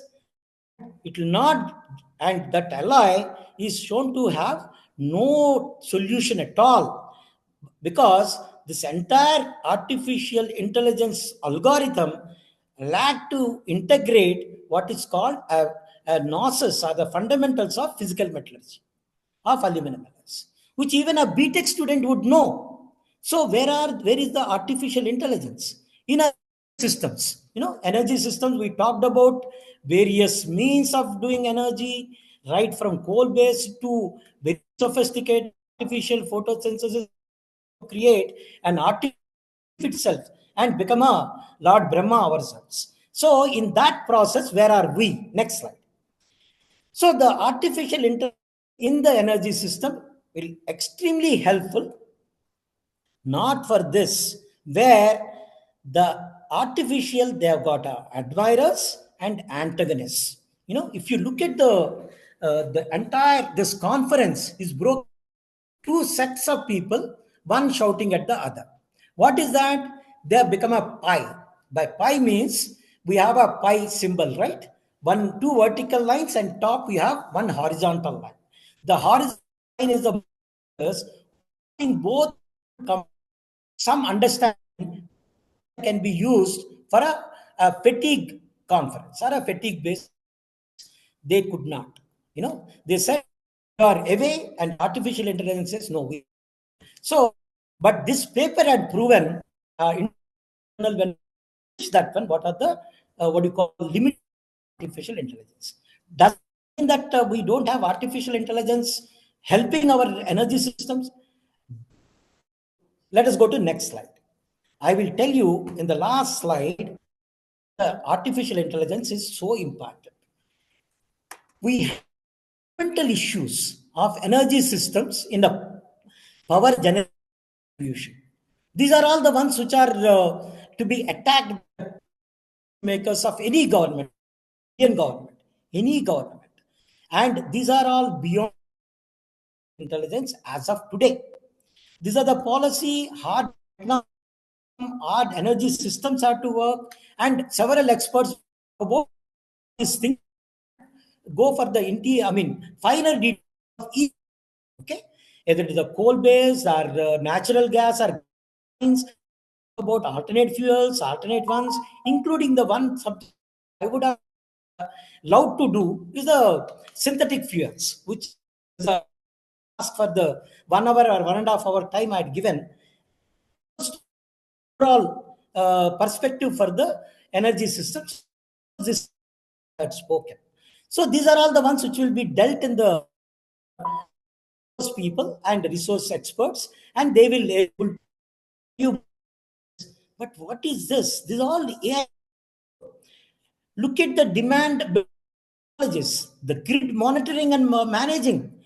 AI is extremely useful. What a human cannot do, AI will do very easily.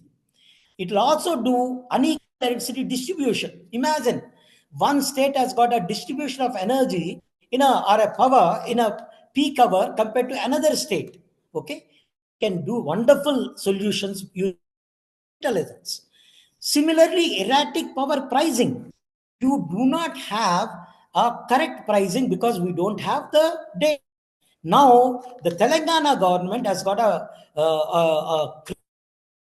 Indian rupees, crores of Indian rupees, thousands of crores from, and they're going to set up a world biggest data bank. And imagine that Indian power consumption and numbers get logged on to every day, and we can save as much as 20% and controlling the losses. The power thefts can be artificially controlled, just artificial intelligence control a cyber crime. Then it can give a correct information, which is 15 to 20% improvement in the services. And also, it will help us in minimizing electrical losses and thefts. All the artificial intelligence, as I said, can do wonders. And for Indian society, is so important. We can almost fund another Bangladesh, or even our Nepal, all three of them put by the a good AI-based applications can provide by only these solutions. If we are looking at the second aspect, that is to generate for energy systems, we require 15 to 40 lakh crores from private participation mode. Imagine that not even a single be taken out or filtered. The artificial intelligence can help us tremendously because the routine that can give in terms of money monitoring is tremendous. It is these things available for a commercially based softwares. It can be easily do for a nation like generating or doubling or tripling our energy at the production levels. By 2027, we have to generate these funds and use them very judiciously so that we reach 1,000 gigawatt to 32. 7-8 years. We have to work as Vice Chancellor JNTU said. Next 10 years, we have to work as if we don't have a minute to lose. Only then India will move to a growth engine, whether it is a double E, triple E, 10 times. We have to work as teams, and the team, propelled by artificial intelligence. The teams can be propelled, but the technologies need not be propelled by. Is the one that's a science, engineering, technology expert. The intelligence is at the doorstep of the science, engineering, and tech.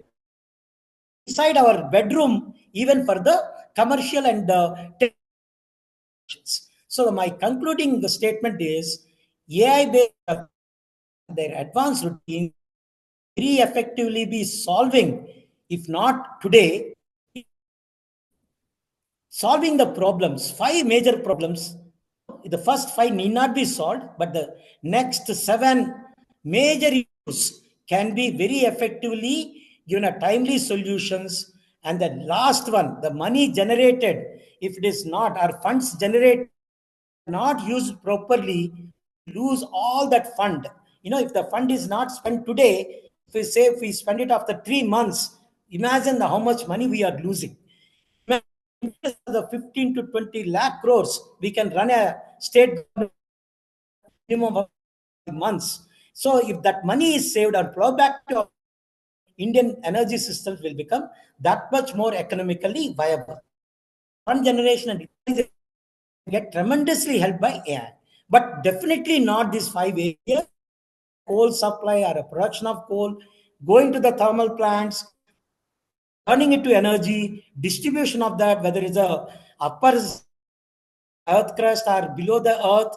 All those are the technologies which are better tackled by science, engineering, and so with these concluding words, and also all experts and budding engineers to learn more of all the aspects, 1.5 hours in the next 6 days, and then deliberate yourself. Nowadays, so much information is available on the net.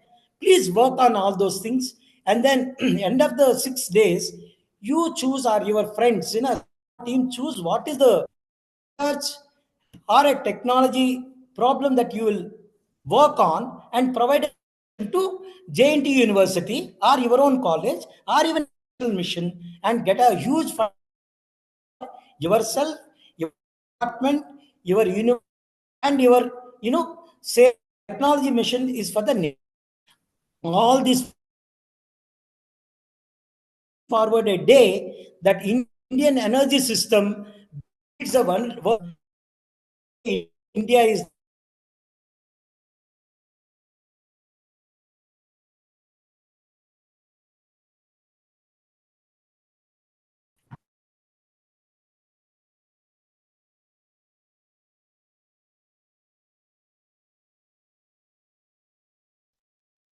Hello.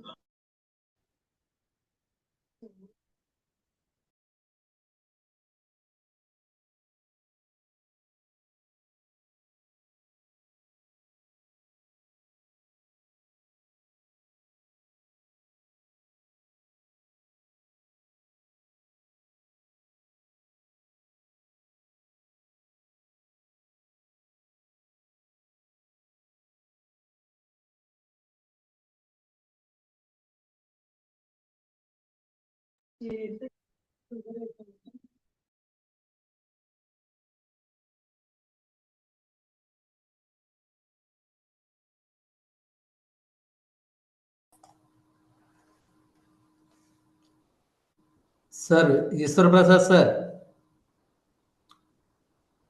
Hello.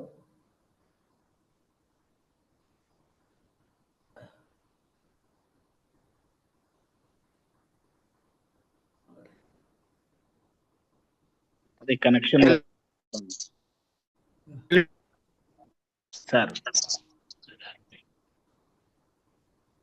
Tell me, sir.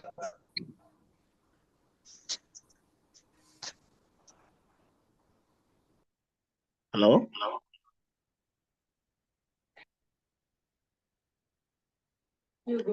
Eswara Prasad, sir.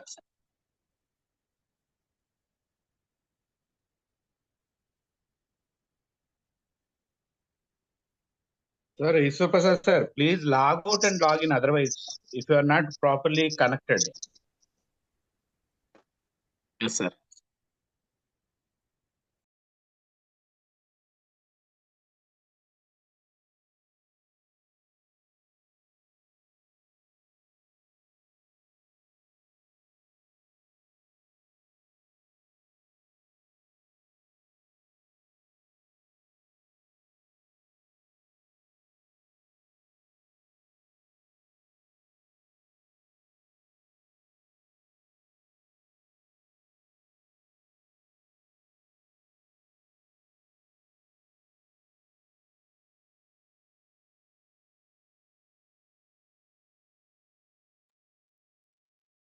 Hello.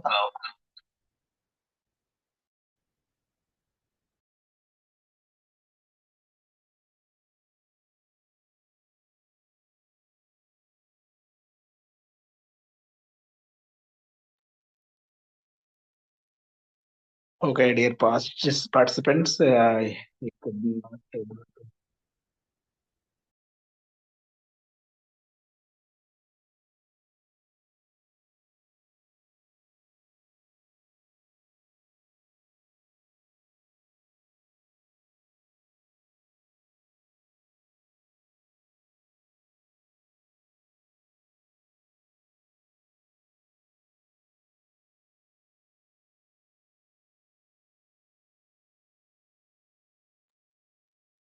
Dilip garu.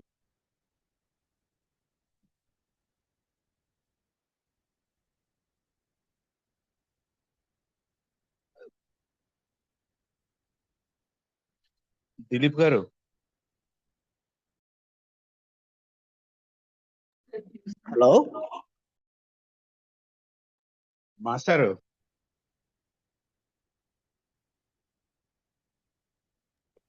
Sir. Just to inform the speaker by phone, sir. Next session start చేద్దాము. Okay. Otherwise, anyhow, last slide, you can start the next session. Yeah, you can start the next session. I will go through the chat box and leave the replies on the chat window. Okay. Okay, sir. Thank you. I mean, I had to go out and then rejoin to get access again, because there's an internet disconnection, and then I had to reconnect using another internet line.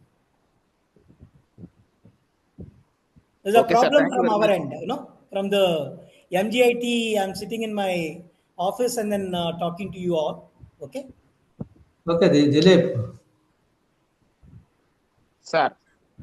Request the second speaker, and you start the. The second speaker is supposed to start at what time? 8 o'clock, right? Yes. Yeah, I still have 10 minutes. If somebody would like to comment or, whether I would like to know whether anybody could able to absorb well. Yes, sir. Yeah. Dear participants, if you have any doubts, even how AI is applicable to our regular today AI is only 1/3. I covered the rest of it, and then I would like to hear from about all the slides. Yes, AI covered only 7-8 slides, and then somebody can ask on the entire. Dear participants, if you have any queries, you can ask expert. Please. You will be given 5 minutes time. Can the faculty say that, senior faculty? Because it's a junior faculty, they can only write in the comment box. Yes, sir. Yes, sir. Dilip, you have to improve connectivity, because yes, I'm sir. not able to see myself also on the screen. Yes, sir. Yes, sir. Whatever you said is true, but the connectivity here is the internet is a little bit. Hyderabad is far off from Kakinada. I hope that is not the problem with the coastal towns connecting to Kakinada. Now we'll have to say coastal cities. There are no more towns. Sir, good evening, sir. Good evening. Sir, my name is Sushma, sir. I am from Naturopet College. Okay, ma. I am able to hear you clearly. Tell me. Sir, I have a small clarification regarding like you were First, giving. you tell me, were you able to hear all my whatever I spoken in the last 1 hour? In between, we had small disturbance, but afterwards everything is clear and crystal clear also. Okay, ma. Now you'd ask me a question. Yeah. Sir, you have given some, like we need to go for the demand in methodologies, no? Correct. So these methodologies, how can we, like only grid methodologies or any other sources of having this also we can have very pertinent question. I hope I would be able to attend this the faculty development program and answer your question, because simply I do not have any knowledge about that particular aspect about power systems or energy systems. But let me guess. Known and also worked with one of the most IAS office distribution. I can only guess what is that going to do as a grid management is an integration between different sub units or subdivisions to our main division to even interstate grids. Okay, this is a technology that we'll have to work upon. And if you cannot have too much offset in the technology. You cannot move from one technology to another, because you cannot experiment from one grid to another without disturbing the grid structure. So these are the challenges you will have with lot of top notch engineers, and many of them are able to do what you call simulations. You can do and good mathematical as well as scientific based simulation studies where artificial grids can be generated, and you can study all this. Did I answer your question? Sir, then if we are going for this again, we need to move on to AI only, no, sir? No, AI is totally different from what you call simulations. Simulations is the software-based mathematical and definitive solutions. Whereas AI is algorithm of AI is from a million solutions, we are taking one solution which will be a collective solution or a particular problem. Artificial intelligence is totally different from or computer program. So take from me that artificial intelligence is totally different from computer simulations. Though both of them will be using computers. Okay. Yeah. And then when we are moving to such methodologies and all, we cannot avoid conventional methods also, no? Both have to go in tango. There is Yeah. no question of what you call one abruptly replacing the other. Okay. In a commercial one, for example, I'll give a simple example. Okay. If I give you 10 technologies and 10 optimization procedures, okay, in a mechanical engineering, you can use Innova or XYZ, which are mathematically based, and you can do the optimization. Can you imagine you have a human needs, which are 10 different parameters, and purse is the most important. The money you spend on the particular you want to buy, and it has got a human angle that it should look good, it should be this. Then you have what you call in these combinations, the entities are subjectively analyzed, and you have a million solution. From the million solution, you will select only one solution according to your priorities. When you have the priorities on a entity based analysis, artificial intelligence is the best. So we are looking at apples in the first case, oranges in the second case. Whereas in a complicated one like this, where you have 12 parameters, 5 plus 1 plus 6, all this 6 plus 1, the 12 parameters, some of them are better fitted for the artificial intelligence, some of them are better fitted for traditional optimization process. Is that okay? Yes, sir. Yes, sir. Thank you so much, sir. Welcome. Most welcome. Sir, one more question from participant. Yeah. Can I ask you, sir? Can you please give some inputs how integration of AI with mechanical engineering can be used? In a UG course, see, my take on the undergraduate courses, the engineers should know in the core subjects, which are textbook oriented.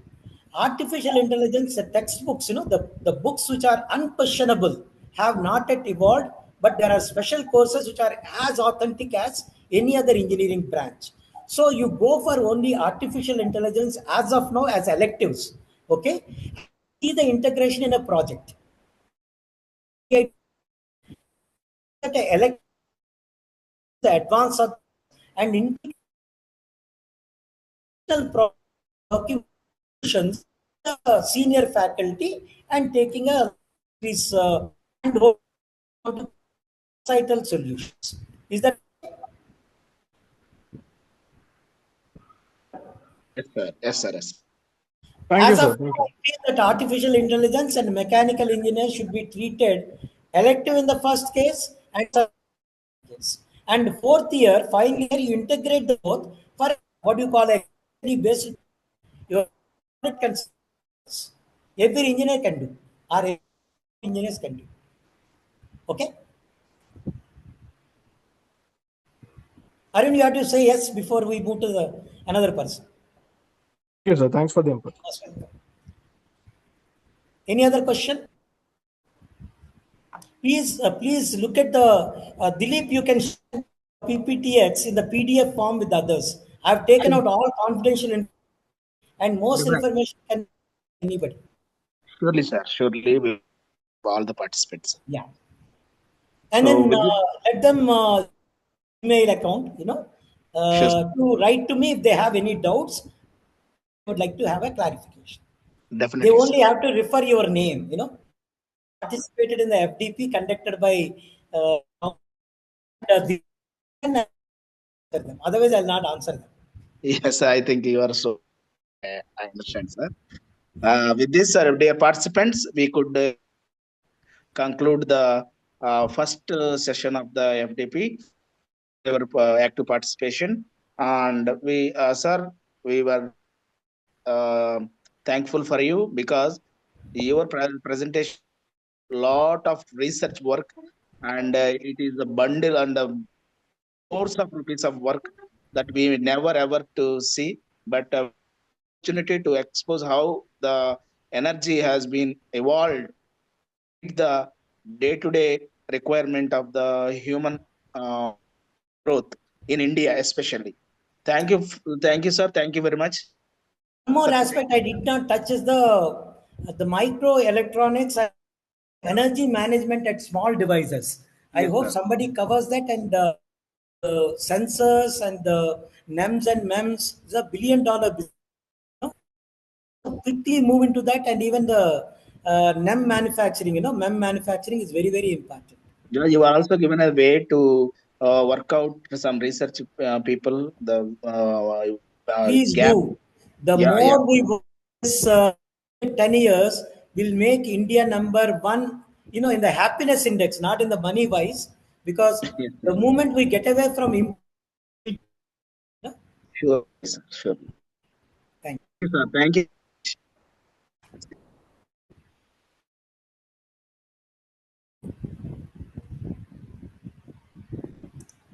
So, dear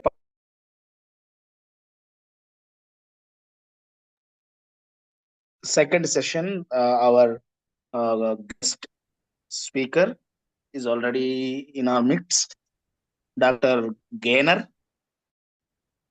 from Mettler, Toledo Private Limited. So he is in our midst.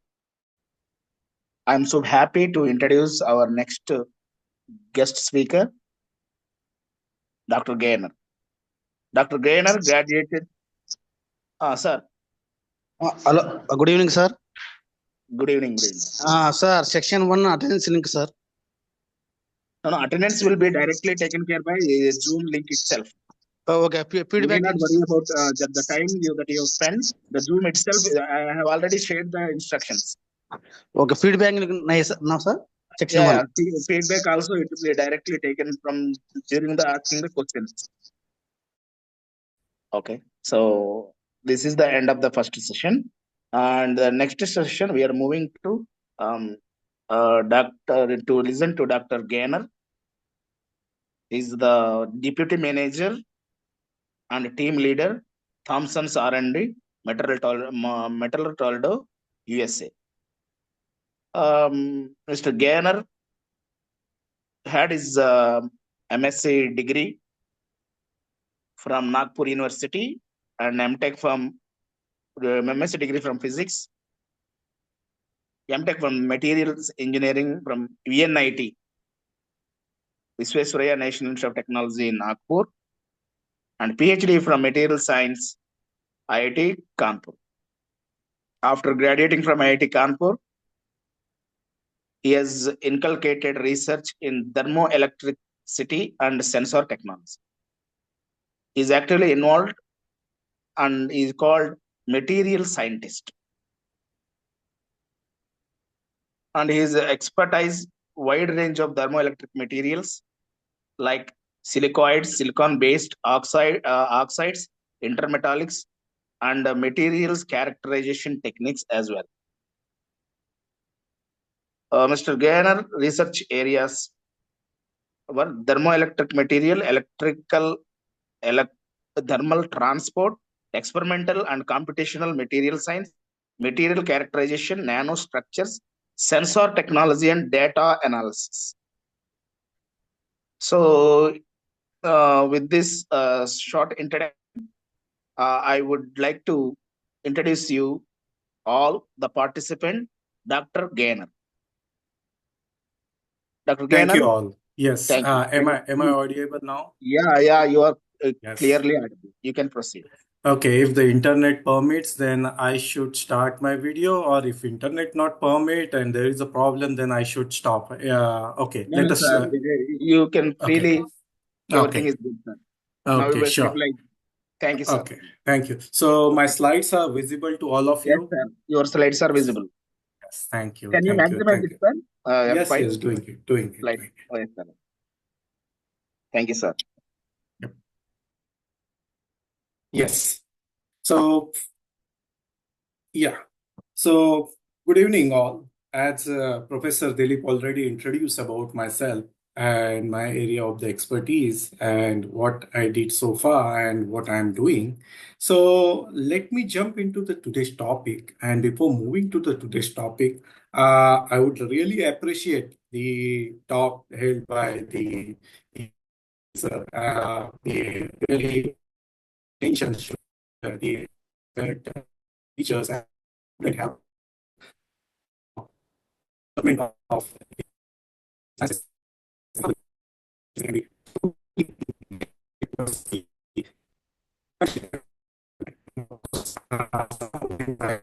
about from the experience from the Professor Ishwaran, and of course his experience is replicating along that talk. So on continuation of the previous speaker's talk, let me try to align you towards the theme, the renewable energy. Of course, the renewable energy, now that everybody is talking about, we worked on the renewable energies, and there are ways to work into the renewable energies.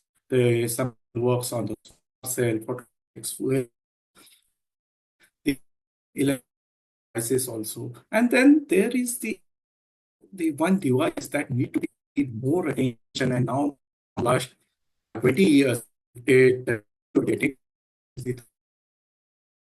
but to do so, the thermoelectric devices to make actual functions, it basically funda is behind its invention of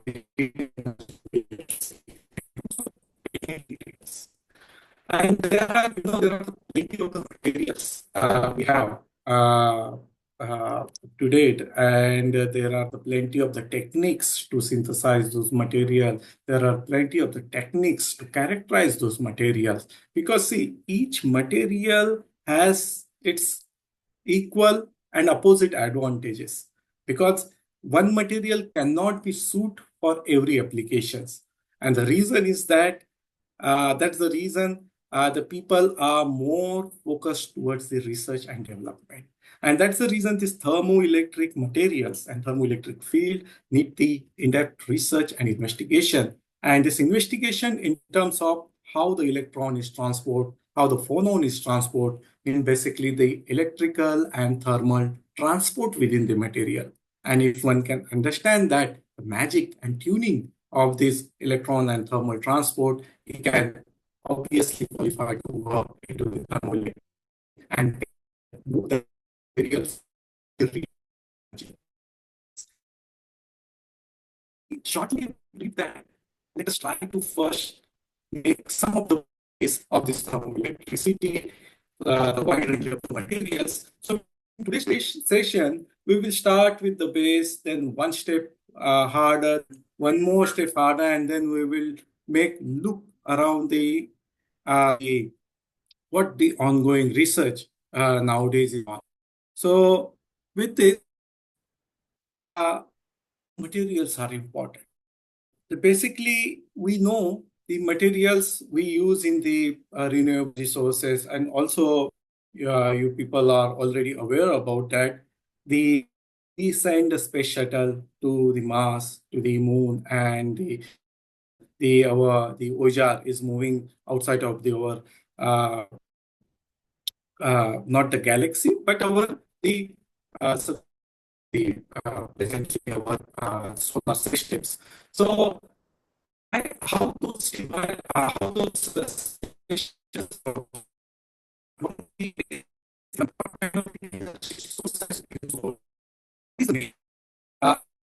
well, how technology really worked. Because we cannot use solar devices. There are the limitations of the solar device. There are the few limitations of the devices. There are limited fuel cells also. To cope these limitations, the people, particularly the space technology, adopted electric devices. Means once you stack these devices, it will long live around 25 to 30 years, and it will provide a clean means of energy without any of the maintenance.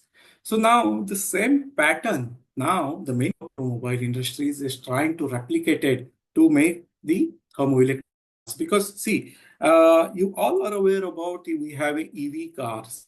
EV cars, of course, it's from booming from last 3 years, and people are trying to buy those EV cars. Getting this technology apart, when you move around 10 to 15 years, you will find there are also some of the challenges in this EV technology. And this EV technology, the challenges are in terms of how you can monitor this waste materials. This is the most important industrial problem after the 10 and 15 years people will face. And of course, the industries, of course, know. The second problem is that it is operated on the and batteries, batteries is it's not the energy generating device. It is the energy, it is only the energy storage device. So for that, of course, we need the electricity. And for that electricity, again, we get deployed on the natural sources. So that's the important Sir, aspect. for every 1 minute Mm-hmm. or 1.5 minutes, we are disturbing by your voice. My voice. Yes. So, I am just switching off my video then. So might be. No, sir. Please continue. You be on video only, sir. No problem. Oh, okay. Okay. But a little bit. Okay. Continue, sir, please. Thank you, Professor Dilip. So yeah, so now the next step took forward the wind energy. So wind energy is also the good and the clean means of the energy, but there are the limitation that everywhere you will not see the same impact of the wind energy. There are some postal reasons. Only this wind energy can be more successful, but not everywhere. That's like in the cloud photovoltaic cell also you need maximum Now exposure. it is disturbing, sir. Now it is. It is disturbing. So okay. You can put off the video also if it is. Yes, that's what I'm thinking. Because of video. Yeah. So I guess I'm fine. Yeah. So the limitation in the photovoltaic and the solar technology also, the limitations can be maximum exposure of the solar radiation. So see, energy sources at time will not provide you the perfect solution. The reason is that there are some challenges, some limitations, but of course, research and development can solve that. And that's the important possibility that one need to be do, and around the globe that's going on. So now moving to our next slide. Yeah. City. As I already explained, increasing the pollution. Then the second point is increasing the energy demand, and of course, increasing the IC heat engine, IC heat, and to cooler down heat pollution. So the perfect solution in terms of energy and by the electricity mobile sector, this thermoelectric device convert waste into the electric generation, and of course into microelectronic industries, it can work as a cooling devices also. So thermoelectric devices can be worked as generating also and cooling also. So ultimately, we are going to be find the green solution from the thermoelectricity. So, and this is the map. You can see how much percent of the energy resources we are using. And slowly, one can see we are solely depend upon the coal and the gases, which will last around 2015. And we need to be face the several energy crisis. And that's the reason the renewable energy focus around 6% and the nuclear energy focus also around 6%. Sir, and can now, you maximize the screen for single slideshow? Because they see the yeah, two. It's not maximize over here. No, sir. The given 2 slides. Oh, really? Wait a minute. Can you maximize it? Complete screen. Is it? Yes, sir. It is done, sir. Correct. Continue, sir, please. Oh, okay. Now we are I'm clear. using the connecting computer, so might be on my it's maximum and laptop it's not. Okay. Thank Okay, you. sir. Now, Yes. Okay. So now moving towards the next point.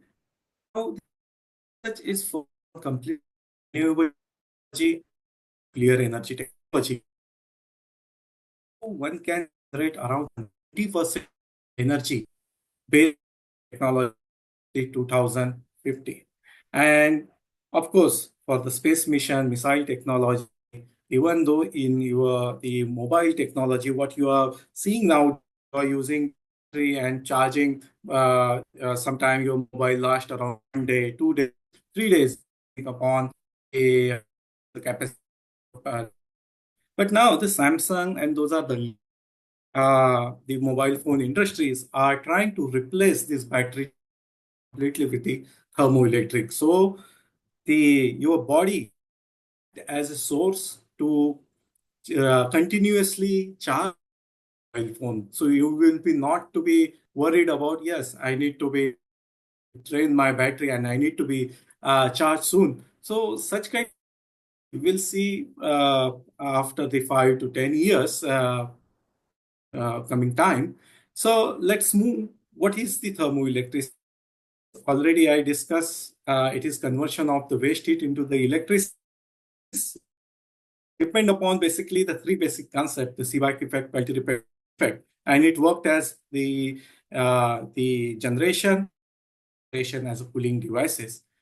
So, and the features of the thermoelectricity are, so it will not exhaust the chemicals. It is maintenance free. It is there is no mechanical noise at the vibration, and presently it is little bit lower than that high cost of the.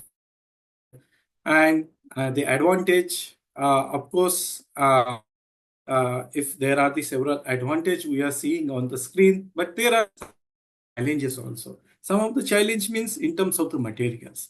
So let's understand what kind of the materials, what kind of the wide materials it over here. So here in this chart, you can see there are the metals materials which classified into the metals and conductors, but there are the important properties depending upon conductivity, Seebeck coefficient, and thermal conductivity, and based on that, semiconductor are the right choice for the thermoelectricity.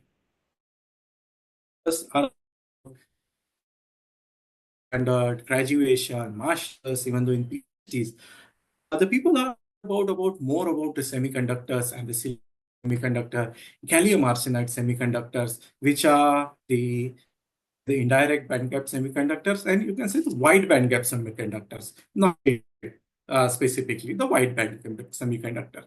But for thermoelectricity, it is not a monetary case. The monetary case usually worked on the degenerate kind of the semiconductors. So degenerate semiconductors, those are the act as the within the electrical conductivity, but in the terms of the other properties, it act as a semiconductors. So let us see in manner what the important properties and what the important highlights that inspired the current research and how research is progress within the thermoelectricity. So here you can see from around 1950 to 2015, when the thermoelectric developed around last 75 years. So within that, when the semiconductors begin and when the NASA sent the space shuttles around 1970 on moons, on the Voyager and the Cassini, the silicon, germanium, and the thermoelectric devices. And of course, many of you are aware about the fact the new Voyager just crossed the solar system. Now it will not last for the power generation. But if you look, it sent around 1970 and around 2022, it was continuously lasting. 3 more years it will last, means around 40 to 45 devices without the maintenance worked. And that technology already proved through the NASA. And then later on, the research get moved into when the concept of the nanotechnology get introduced. So this nanotechnology, all people are talking about the nanotechnology, nanomaterials, but there are the specific condition for the nanomaterials and the nanotechnology. The specific condition for the nanotechnology is how you can optimize for nanomaterials for your specific applications. That is the real challenge. Means every time making a nanomaterial cannot directly apply to any application point of view. You need to be proper modification in that, whether you are going in the 0 dimension, 1 dimension, 2 dimension, or within you are creating a nanostructuring within the 3-dimension material. So to do so, there are some important aspect, and that important aspect is to understand these electronic structures of the nanomaterials well. How those atoms and atomic scale, these nanomaterials behave, and within that, how those electron transport and photon transport can be worked and act together, and how you can make the proper treatment to such alloys, such semiconductors at an atomic level. Those are several questions get posed, and that's the reason when now the research is expanding around 2025 towards the new material and towards making the new architects and engineering to the materials. Because see, wide range of the materials already get discovered. Now, smartly architecting those materials and engineering those properties within this material. Now, this is the parameter nowadays people are focusing towards the research. And that's level treatment is crucial to understand this nanoscale thermoelectric property. But to understand these nanoscale thermoelectric properties, there are some parameters that properties, what are those properties in the thermoelectrics and how thermoelectric categorize as it is efficient or not. So that concept is called as the figure of merit concept. And this figure of merit concept is dependent on the Seebeck coefficient, electrical conductivity, and the thermal conductivity. Of course, by looking towards those properties, I feel that, okay, it would be easy to measure those properties. It is easy to measure the properties, but to maintain these properties simultaneously within the one material, it is so challenging. And that's the reason, because of that challenge, the thermoelectric materials and thermoelectric devices are prolongedly get research, and the lot of research and development are going around the globes to enhance the efficiency of the material so that the efficiency of the devices can be enhanced. So let roughly understand if one can achieve the figure of merit around the 1, 2, and 4, what will happen on the efficiency. So if one can achieve the figure of merit of around 2, so the efficiency can reach around 25%. So it almost close to the solar cell now. If one can the merit of 4 target renewable sources, expecting that is around about 30% that can be possible. So that possibly, but that progressive research is always found. Now we are moving one step ahead. What is that science? So science are first of all understanding the property of improving the power factor. Means the power factor means generating ability of material, generating ability of that device is that. But before going to the device, the material plenty physics need the proper optimization. What I previously spoke about, the nanostructuring, the doping strategies, and the several strategies. What is a strategy? Nanostructure are working with your Fermi energy position.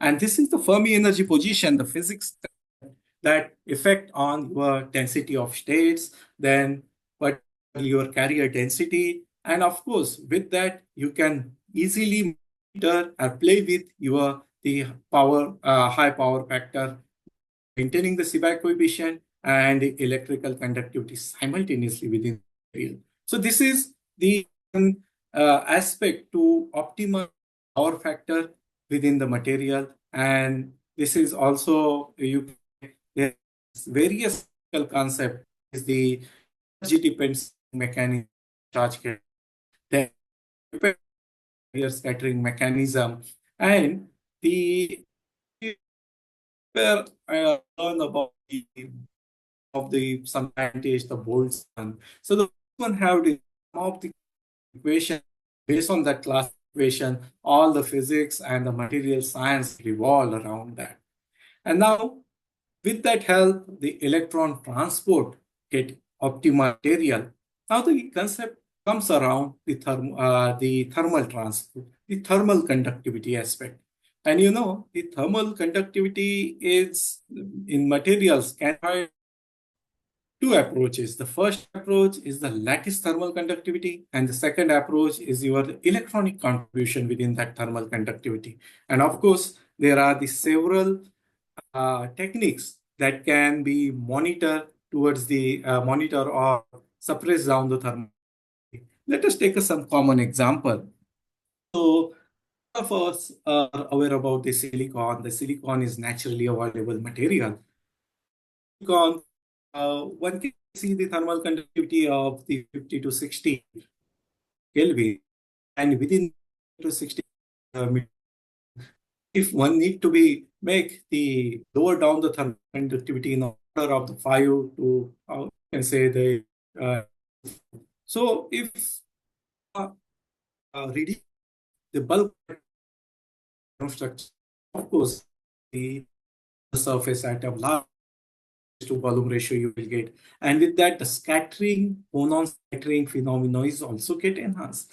Because of that high phonon scattering, what happened? It will reduce your thermal conductivity, and how it is that we will see in upcoming slides. So we will move more depth into the see how the practice the experiment did that. So now we can make a message that so this is explaining the till the properties maintaining within the material just like a Tomato ratio. So if you maintain the one property, other properties will you get lose in the thermoelectricity, and that's the reason more and that is and edges the reason within the thermoelectricity. So let us move what thermoelectric materials so far we have. If we see from around 1950s and the Professor Offe first time introduced about the thermoelectricity concept, how conduct the power generation. So far the research has begun from the literate to the materialite all around year span around materials, and then the silicon materials comes into the picture, silicon germanium and manganese silicon alloys, and then successfully some of the devices around 1970 directly space missions, and then the attention has given that yes, those devices are working fine, but yet then the new materials get originated, and the step by step understanding developed electricity, what are the challenges, and how we can this. So there comes up then zinc kind of the materials, the clathrates. So this moving is going towards the oxide, and those oxide materials then moves around the chalcogenide materials, of the thermal material.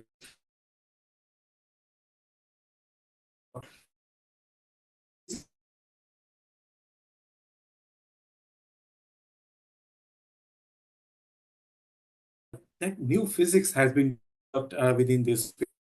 as the research has progressively moving upon to develop the new materials or to take the existing materials and smartly architect and engineer those materials. Now, how to smartly architect these materials that we can be clearly understand how smartly we can monitor the electrical transfer within different materials. See, these classes of the materials are especially depends upon the different crystal structures, different arrangement of the lattices within atoms within the materials.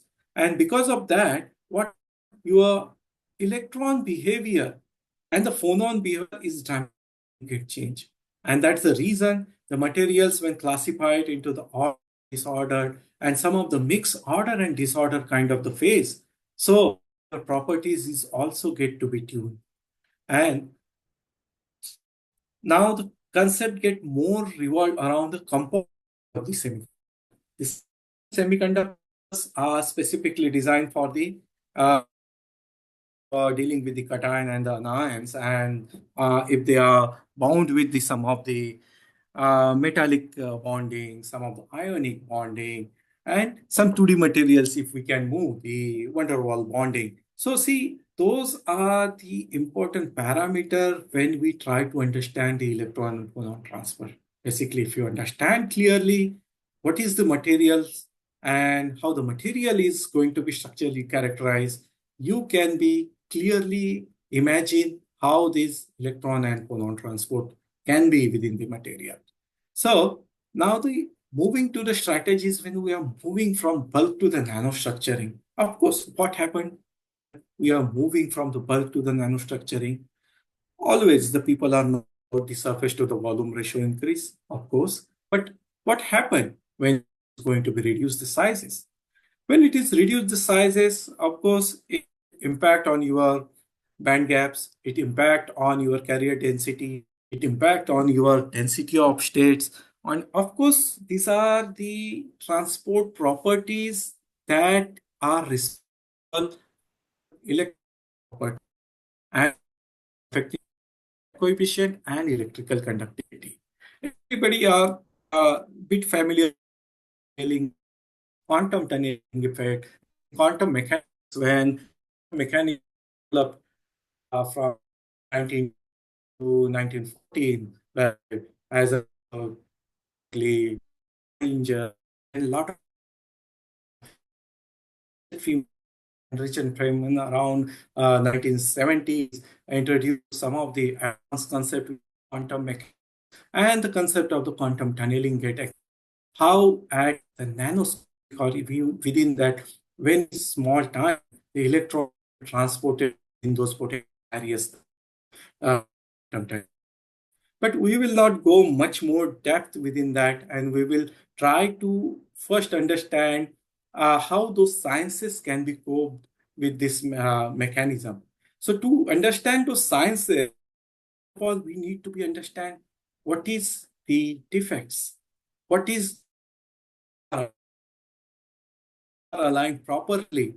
So we can see a huge difference between the ideal crystal and the real crystal. Real crystal can contain definite, but when synthetic material, it is not the ideal. It has a certain kind of defects, and those defects are classified into aspect. Of course, the point defects can be create the periodic potential field and additional potential field, and that it's hindered the electron transport. You can see in the schematic how if the electron is moving over there, there are the points. It or on defects, several kind of the defects within the material. Are the vacancy or the interstitial defects. Additional defect, see the compound semiconductor exchange in the cation and anion, making anti-side defects. Yes, ionic sites and anion sites, vacancy of the interstitial defects and constitution defects. See, point defects that's range, you can say, in atomic sizes, and even sometimes interstitial position are smaller on than that top. So these defects are creating a barrier to the electron transport, and because of that, what happened? The electron transport become trivial. And let us not those are the point defects are responsible. There are the plenty of the defects, and defects are from one dimension quantum dots, 2 dimension, that is classified along the planes. Sometimes how those grain boundaries are arranged, whether those grain boundaries are the coherent grain boundaries, the string grain boundaries, incoherent grain boundaries, or semi-coherent grain boundaries. And based on that, the electron is again get transported. So if we, up till now, if try to understand, we start with the basic, comes to, and first try to understand the properties important, what are the challenges to maintain those properties, and then we comes and jump to towards the material side, what are those defects and how those defects play a crucial role into that. And let us take one example to understand this. The example is that, so you can see this is the one article that get published by the Chinese group, and they subsequently try to demonstrate effects, point are responsible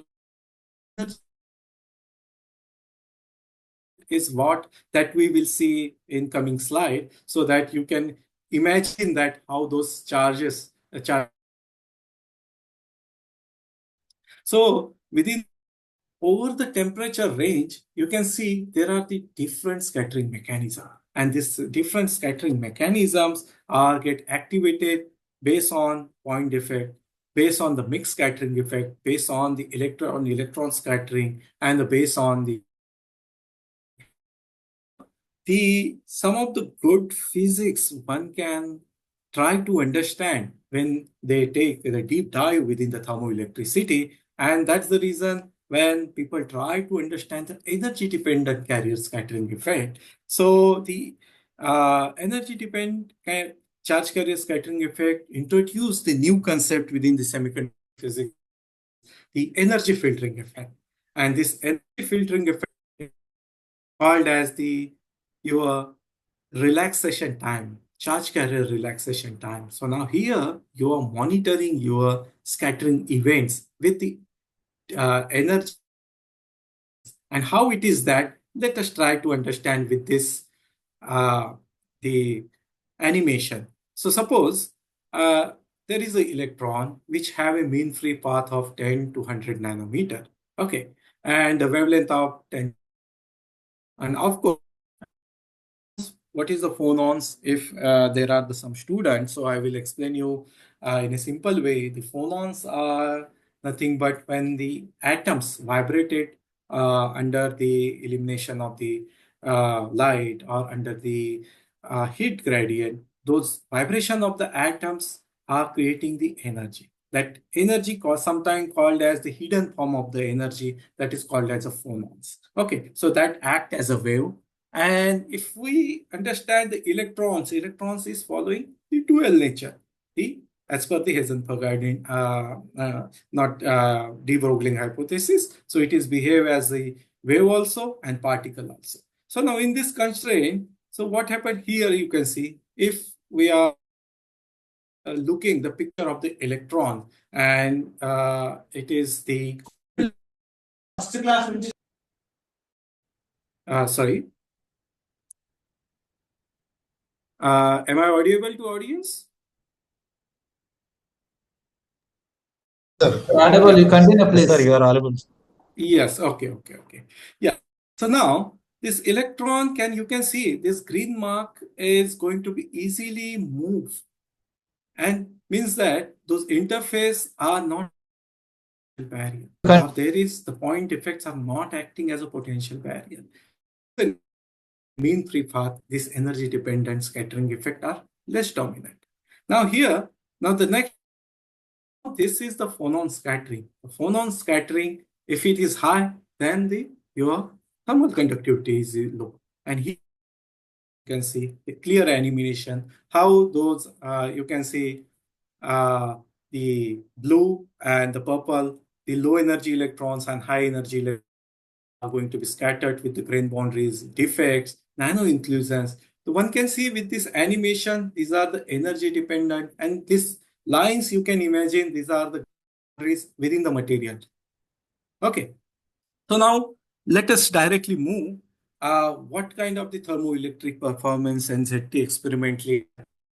So this is the chart, and within this chart, you can see around 2.5 of the figure of merit achieved in these thermoelectric materials. So one can claim to thermoelectric devices. You can see around the and the program research on to build 15% of the thermoelectric devices. Of course, quite be good for the our household application, your mobile device, but not for the automobile industries.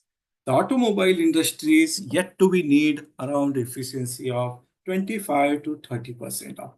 And that's the reason more progression and more aggression research and material research is deliberately going on.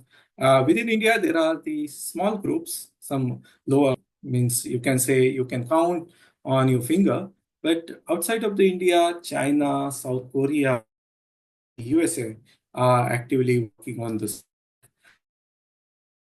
We what kind of thermoelectric kind of is the city, and what is the within that thermoelectricity, that all we discuss.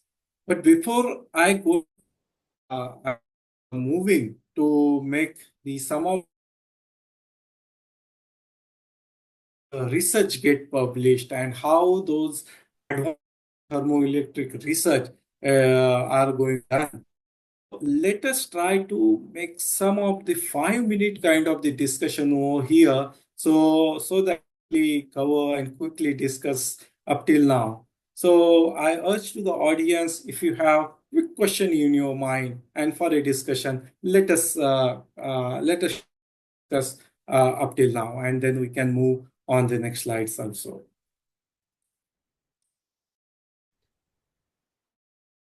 If you have any questions, because it's our everywhere and locations, dislocations. Have queries you can ask, because Dr. Gayner like to clarify the doubts before the next. If any participant, a faculty member, wish to ask any questions, it's the best time for you. Please.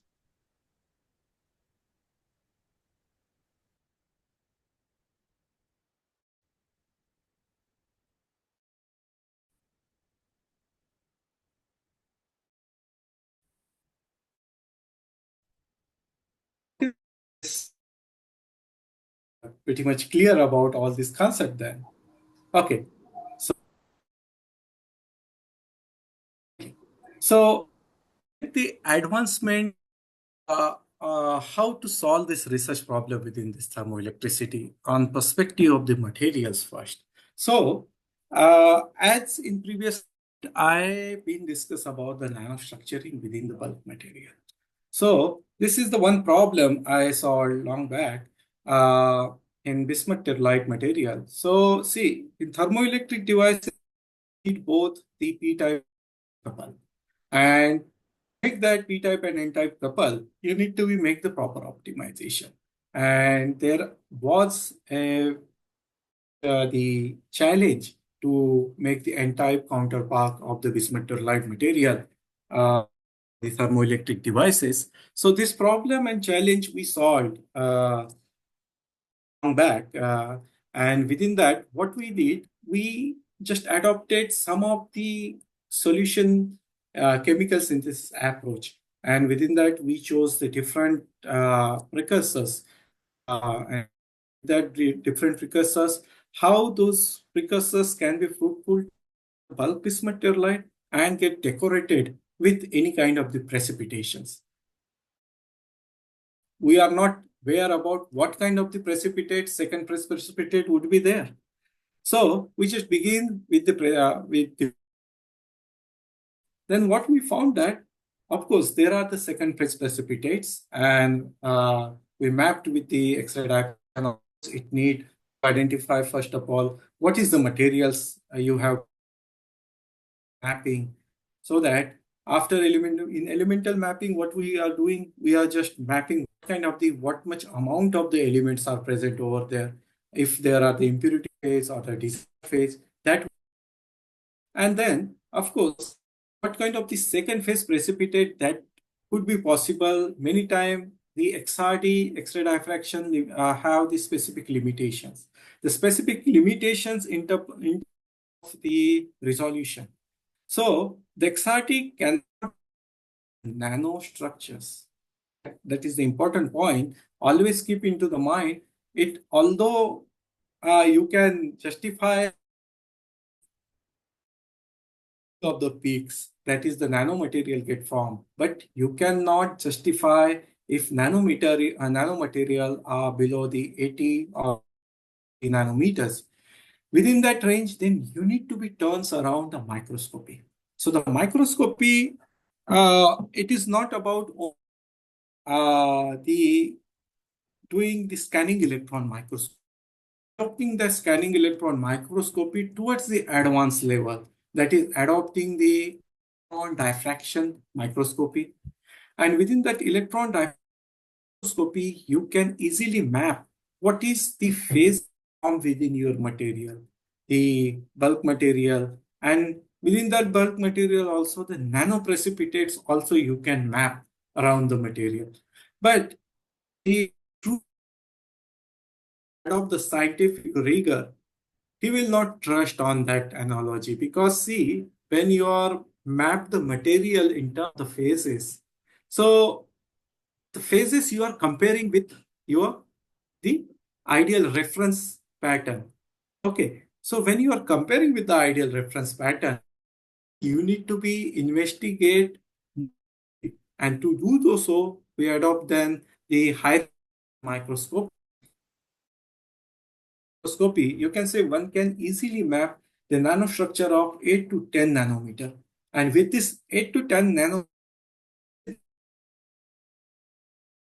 bulk material, so this thumb, when it is going to be formed, it will form the head in the terolium bismuth material. So the nanostructure of the terolium surrounded to the bismuth bulk material.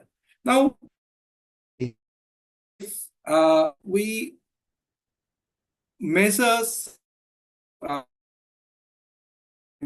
if we take a sheet of the metal and rod of the metal and just place in front of any fire, so you will see that this trans in the insulating material, the heat is not faster. So that material, if you make some of the three-dimensional flaws, let us try to understand some of the porosity, some of the effects. What happened? Heat transfer down. We understand when they are doing the heat transfer within their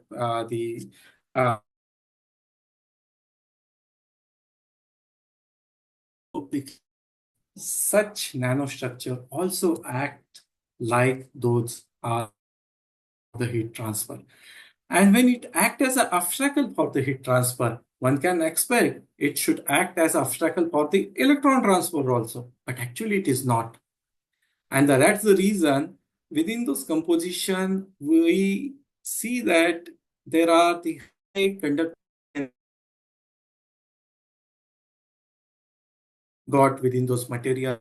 So broke down the Widman-Franz law. Widman-Franz law, it is the well-established law around 1970, and then also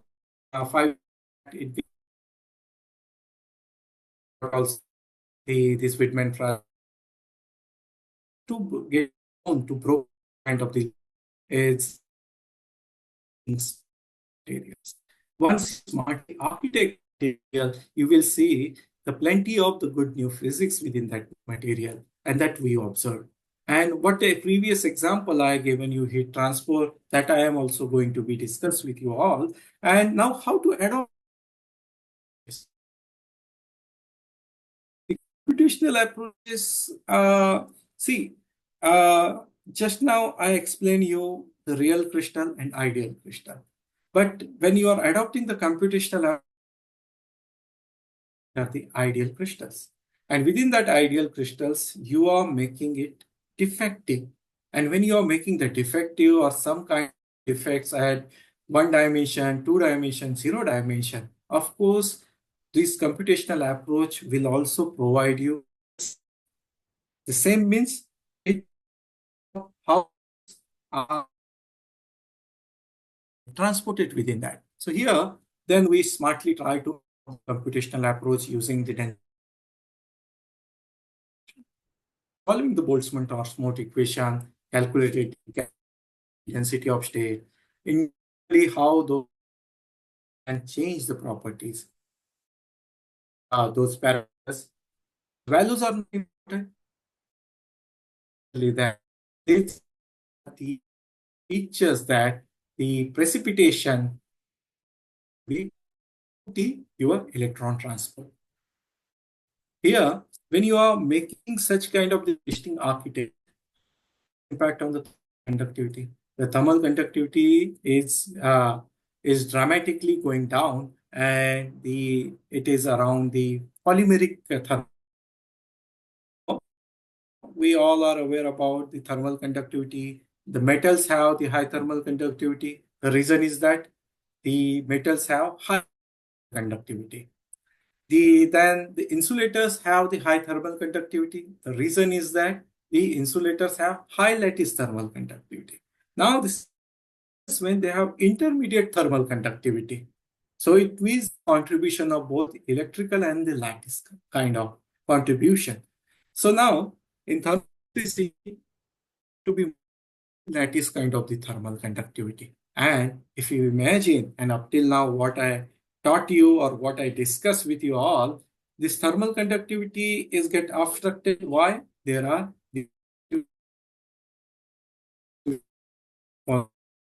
more. If the photon gets scattered more,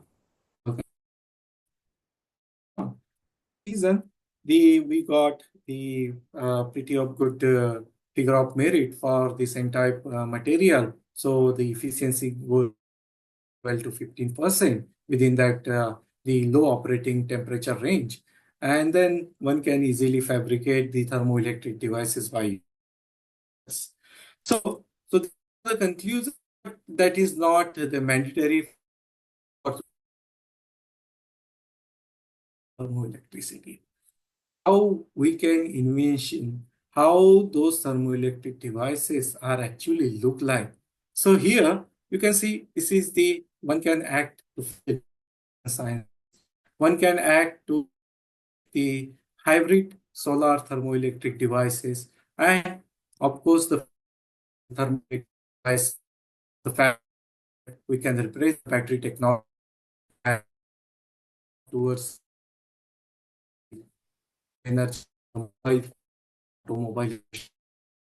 Some of the thermoelectric devices actually you can see the Samsung is going to be fabricated under their project in the academia. So when I was in the South Korea, so there we encountered this technology and how fabricated smartly those thermoelectric devices, even in your wristwatches, how we can make the battery-free wristwatches devices, and the small couple thermoelectric devices, large couple thermoelectric, and so on. So this the much diverse area for the research, and I will not going to be thoroughly explain the more than what we do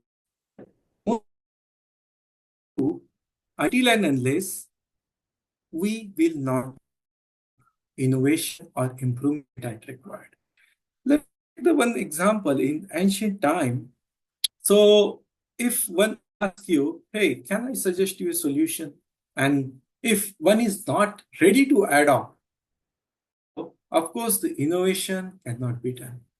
And that's the reason the innovation and improvement always can be done when you are generate the new ideas. And the new ideas can always be created when you learn via teaching yourself, via teaching to the others, via communicating your powerful imagination. Let's start this session when I attended the inaugural function lectures. So this glimpse and the more is and specific Atal faculty development program where I get to learn that. So this would be the platform for all of you to grab more knowledge and how that knowledge you can share with the broader audience. The student can interact with their student, professor can interact with their students, and the exchange of the ideas always to be done, not only the speakers, but whoever you go to be meet.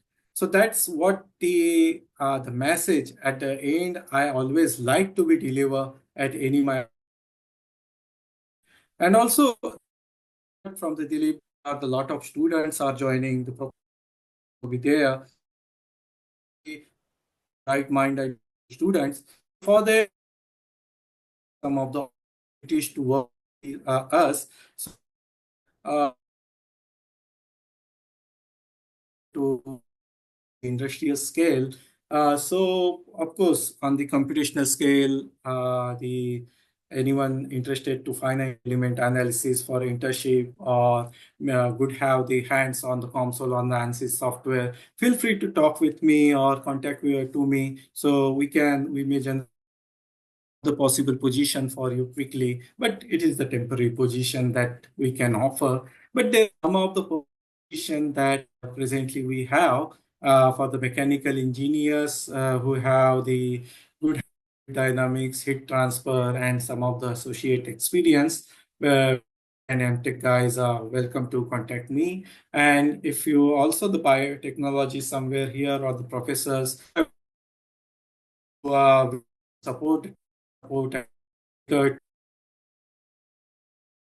also feel free to talk with me. So these are the opportunities, of course, if anyone can be find useful to all. So up till now, we discuss from basic to the advanced to the fundamentals to the materials point of view, some of the ongoing research. So now I would like to be thankful to all of you for patiently listening me. I guess someone speaker is on. Can you please mute that?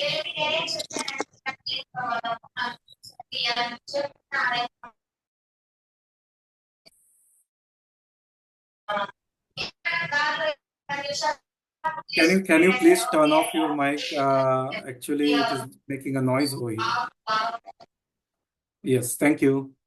So yeah, so with this, I thanks to all of you for patiently listening me, and of course, thanks Professor Dilip and the VC of the universities and organizing committee for organizing this beautiful workshop to deliver the better knowledge and interaction towards the faculty and the student for developing and exchanging the knowledge. So let us discuss more and exchange more ideas over here.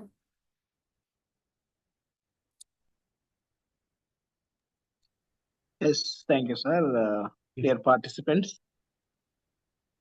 you can interact with the expert. It's a time.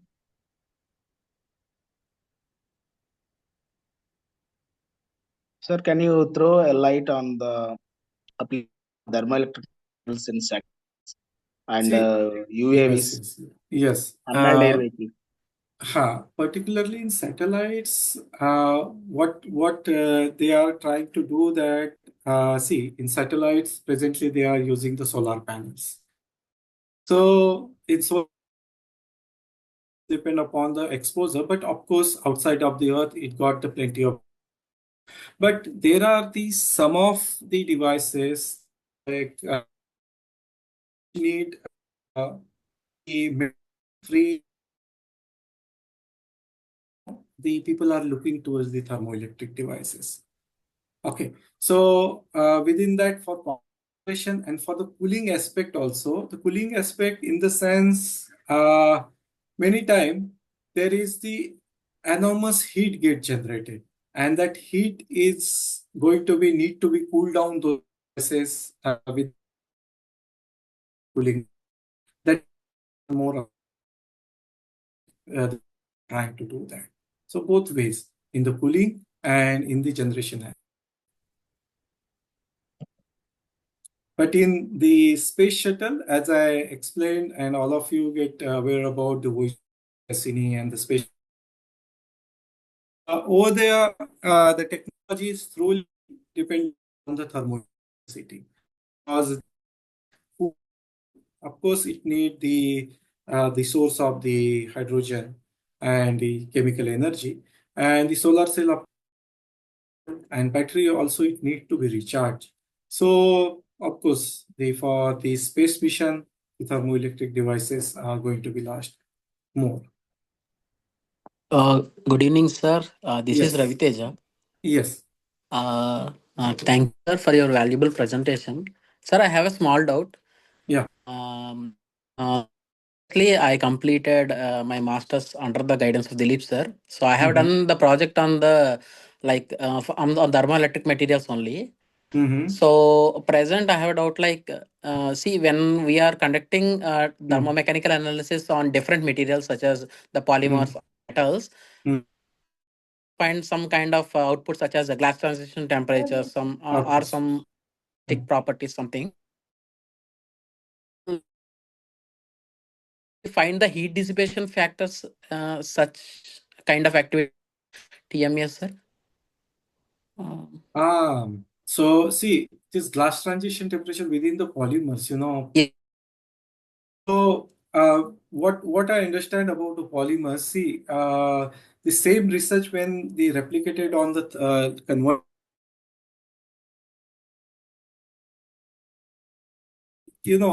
Polymer itself is yeah,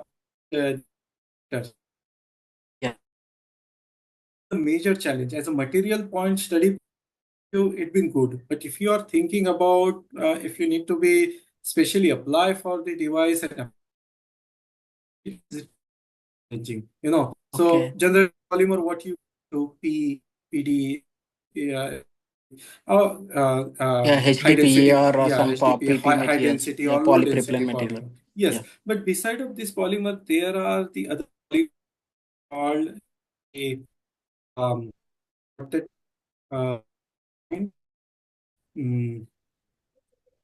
yes, one is the polyaniline, shows the better result nowadays.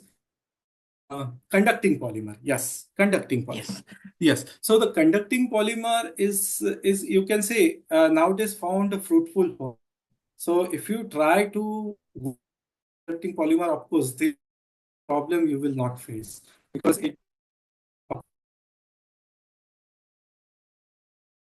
will not around 80 to 100 Celsius temperature range.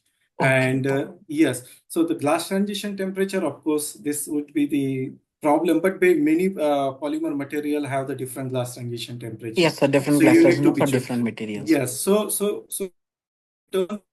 composite materials. Making the polymer composite materials by using some of the graphene material, some of the CNT material, or some of the carbon polymer composite material, or you can say the inorganic.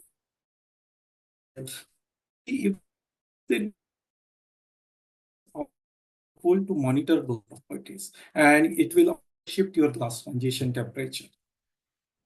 Okay. Thank you, sir. Yes.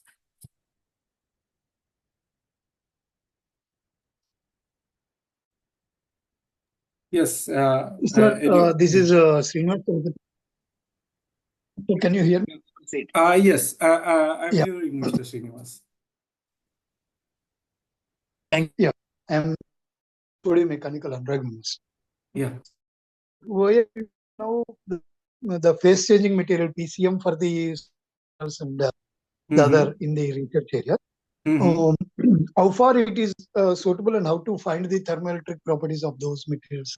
Yes, the phase changes material are the certain days on the thermoelectricity also. But some of the major challenges that comes around in the phase change materials when we consider the material phase change. Okay, if the material have the alpha to beta phase change within that temperature range, let me when I show you the chart, there was a one material, that copper selenide material. See, this material is also material. What happened around certain temperature, you will worst thermoelectric performance. But as soon as it changed the material, the phase from the monoclinic hydral structure, and within that, what happened? The thermoelectric performance get dramatically enhanced. So the phase change material have the good change, but to show those the deeper electron transport, that you need to be emphasized, because that is the most prime aspect when you are going to be defend that material, and that is you need to be make creatively smartly analyze that, because in single phase material that would be the easier, but in phase change material that would be the tricky, but it can be. Okay, Yeah. thank Yes. you. Yes.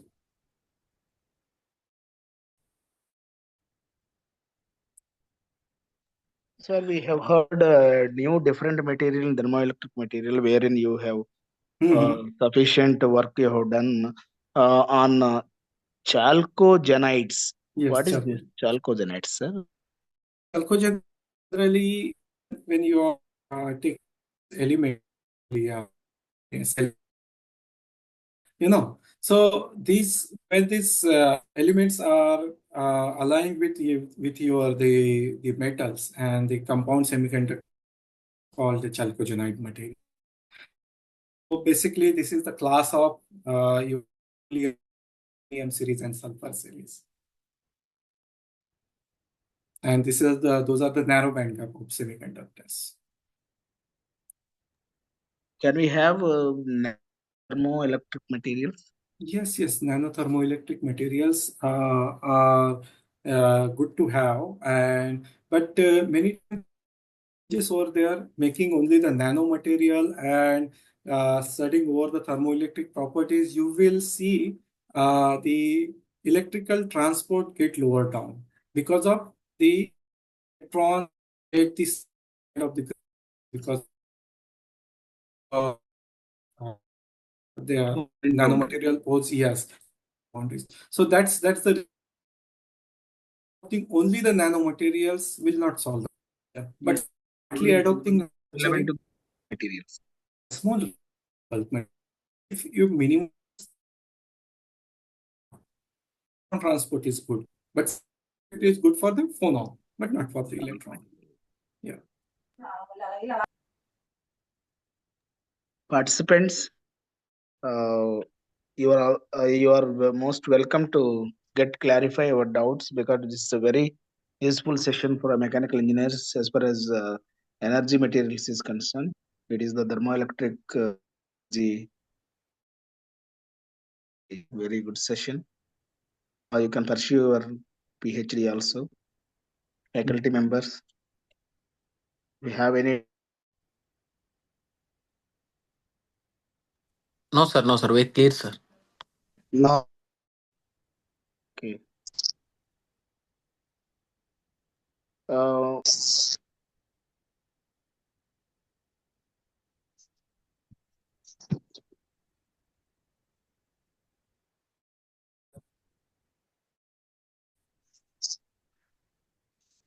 Hello.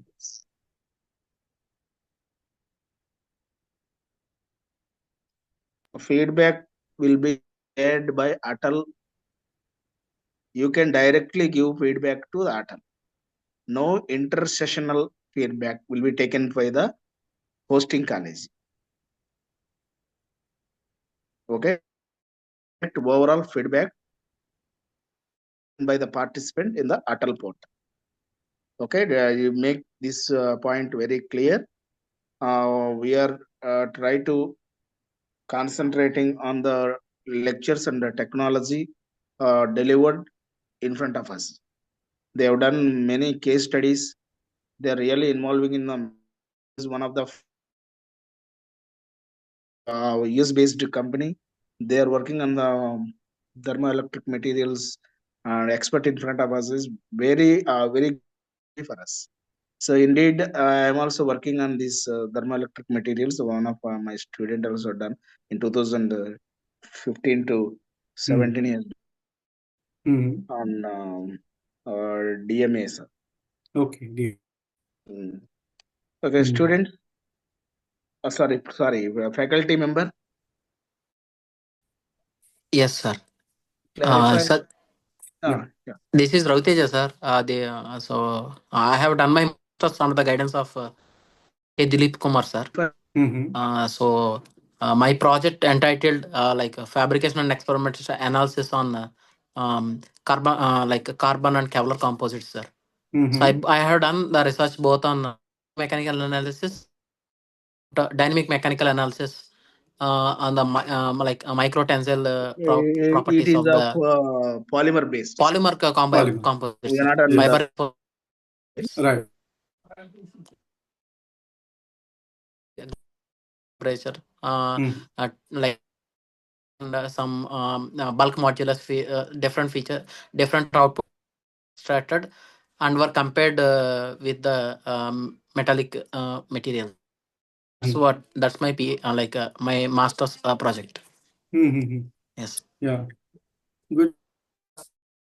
The Indian industries are more aligned towards the polymer and the composite materials. So recently, there are the various polymeric industries that are looking the person who has DMA, the thermal characteristics, the understanding. So I guess this project will definitely help you. Am I right, Teja? Yes, sir. Yes, sir. Ravi Teja. Yes. Yeah. So, do you want to ask me some of the specific question counter, or do you want to ask me some of the opportunities within that? What you want? I would like to discuss some kind of opportunities only, sir. Yes. Because yeah. Previously, I have done this research in association with IICT Hyderabad, sir, Indian Institute of Chemical Technology. To vibration analysis only. Right. Yes. I'll discuss a few opportunities whether so I have good exposure on the TME and DME analysis, like fabrication to testing and along with the characterization also. So right now you want to do the PhD or you want to do the directly go to the professional? Actually, I am pursuing my doctorate, sir. Sorry. Looking for an opportunity. This like full-time opportunity at some company.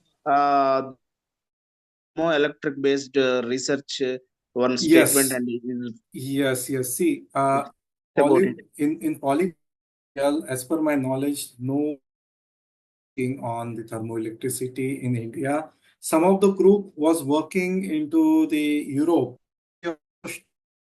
Top reason is that the whole world in the thermoelectricity running towards this efficiency and now industrialization, and that's the reason what attention has for years back on the polymeric material get slower down little bit.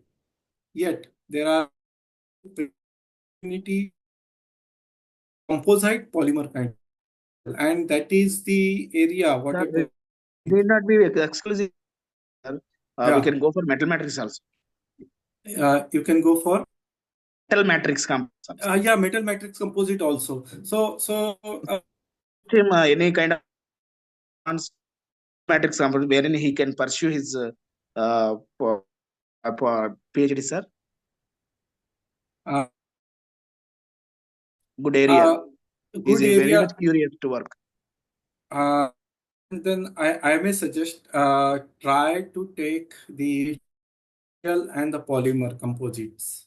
Try to take, because I feel really these are the important aspect in 2D material. See, at microscopic level on get studied, but are going to be try to improve within this polymer material, and if you try to achieve at least something in the sense 0.5 ZT or in that range, and one the very good the output if you achieve the one, of course. So I may suggest try to use the 2D materials rather than the taking the metal. The reason is that, see, certain rules when you are synthesizing the material. As a material scientist, I always try to first imagine which kind of the rule need to be adopted.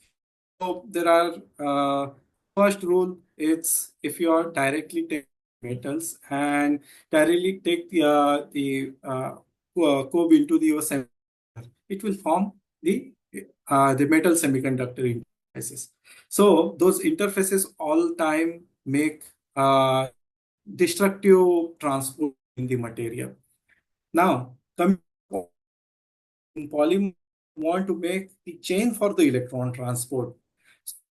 Chain for the electron transport, you need to be take electron donor kind of the additives, and additives possibly going to be sit on that memory, or if it is going to be replace that molecule at level. If it is not, act as an individual, and for that I suggest 2D material with the best. Excellent idea, sir. You have given us. We will directly think to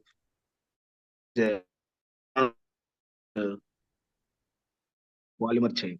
Yes, polymer chain, and that case, as per my knowledge, presently no one is to be the good the progress you can do. The help and the sharing the ideas, of course, we will do it better on that also. Yes, sir, we will definitely. Yes. Now, of course, when then the more, but in industries, little bit. Yeah. Dear participants, the faculty, esteemed faculty, those who are in your PhD, you can contact Dr. You will definitely share his presentation as well as his contact details soon after the completion of this session. If anyone is to ask, you are most welcome. Any participant is interested? So, okay, sir. Thank you very much, sir. It is a well insightful session. We were this one mechanical engineering. Yeah. So that we enjoyed a lot. Yeah. So thank you, sir. Thank you very much. Thank you. Thank you. Good night.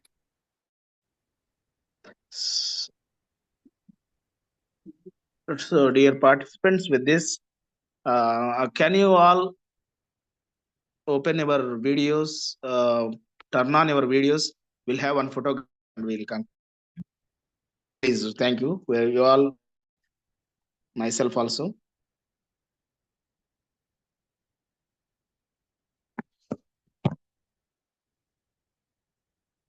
Please, everyone, please. This is an important because we have to upload this. 1 minute, 1 minute.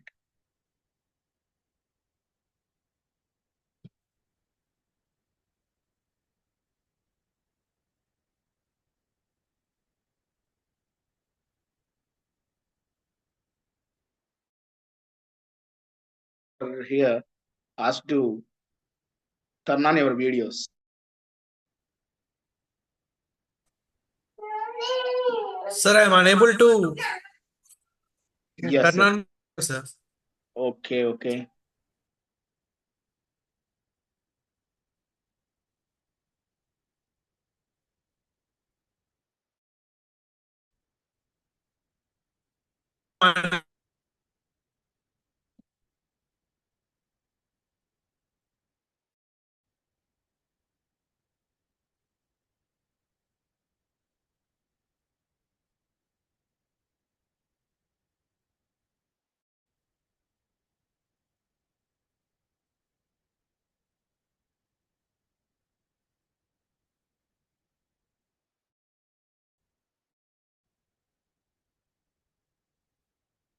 So all the faculty, thank you.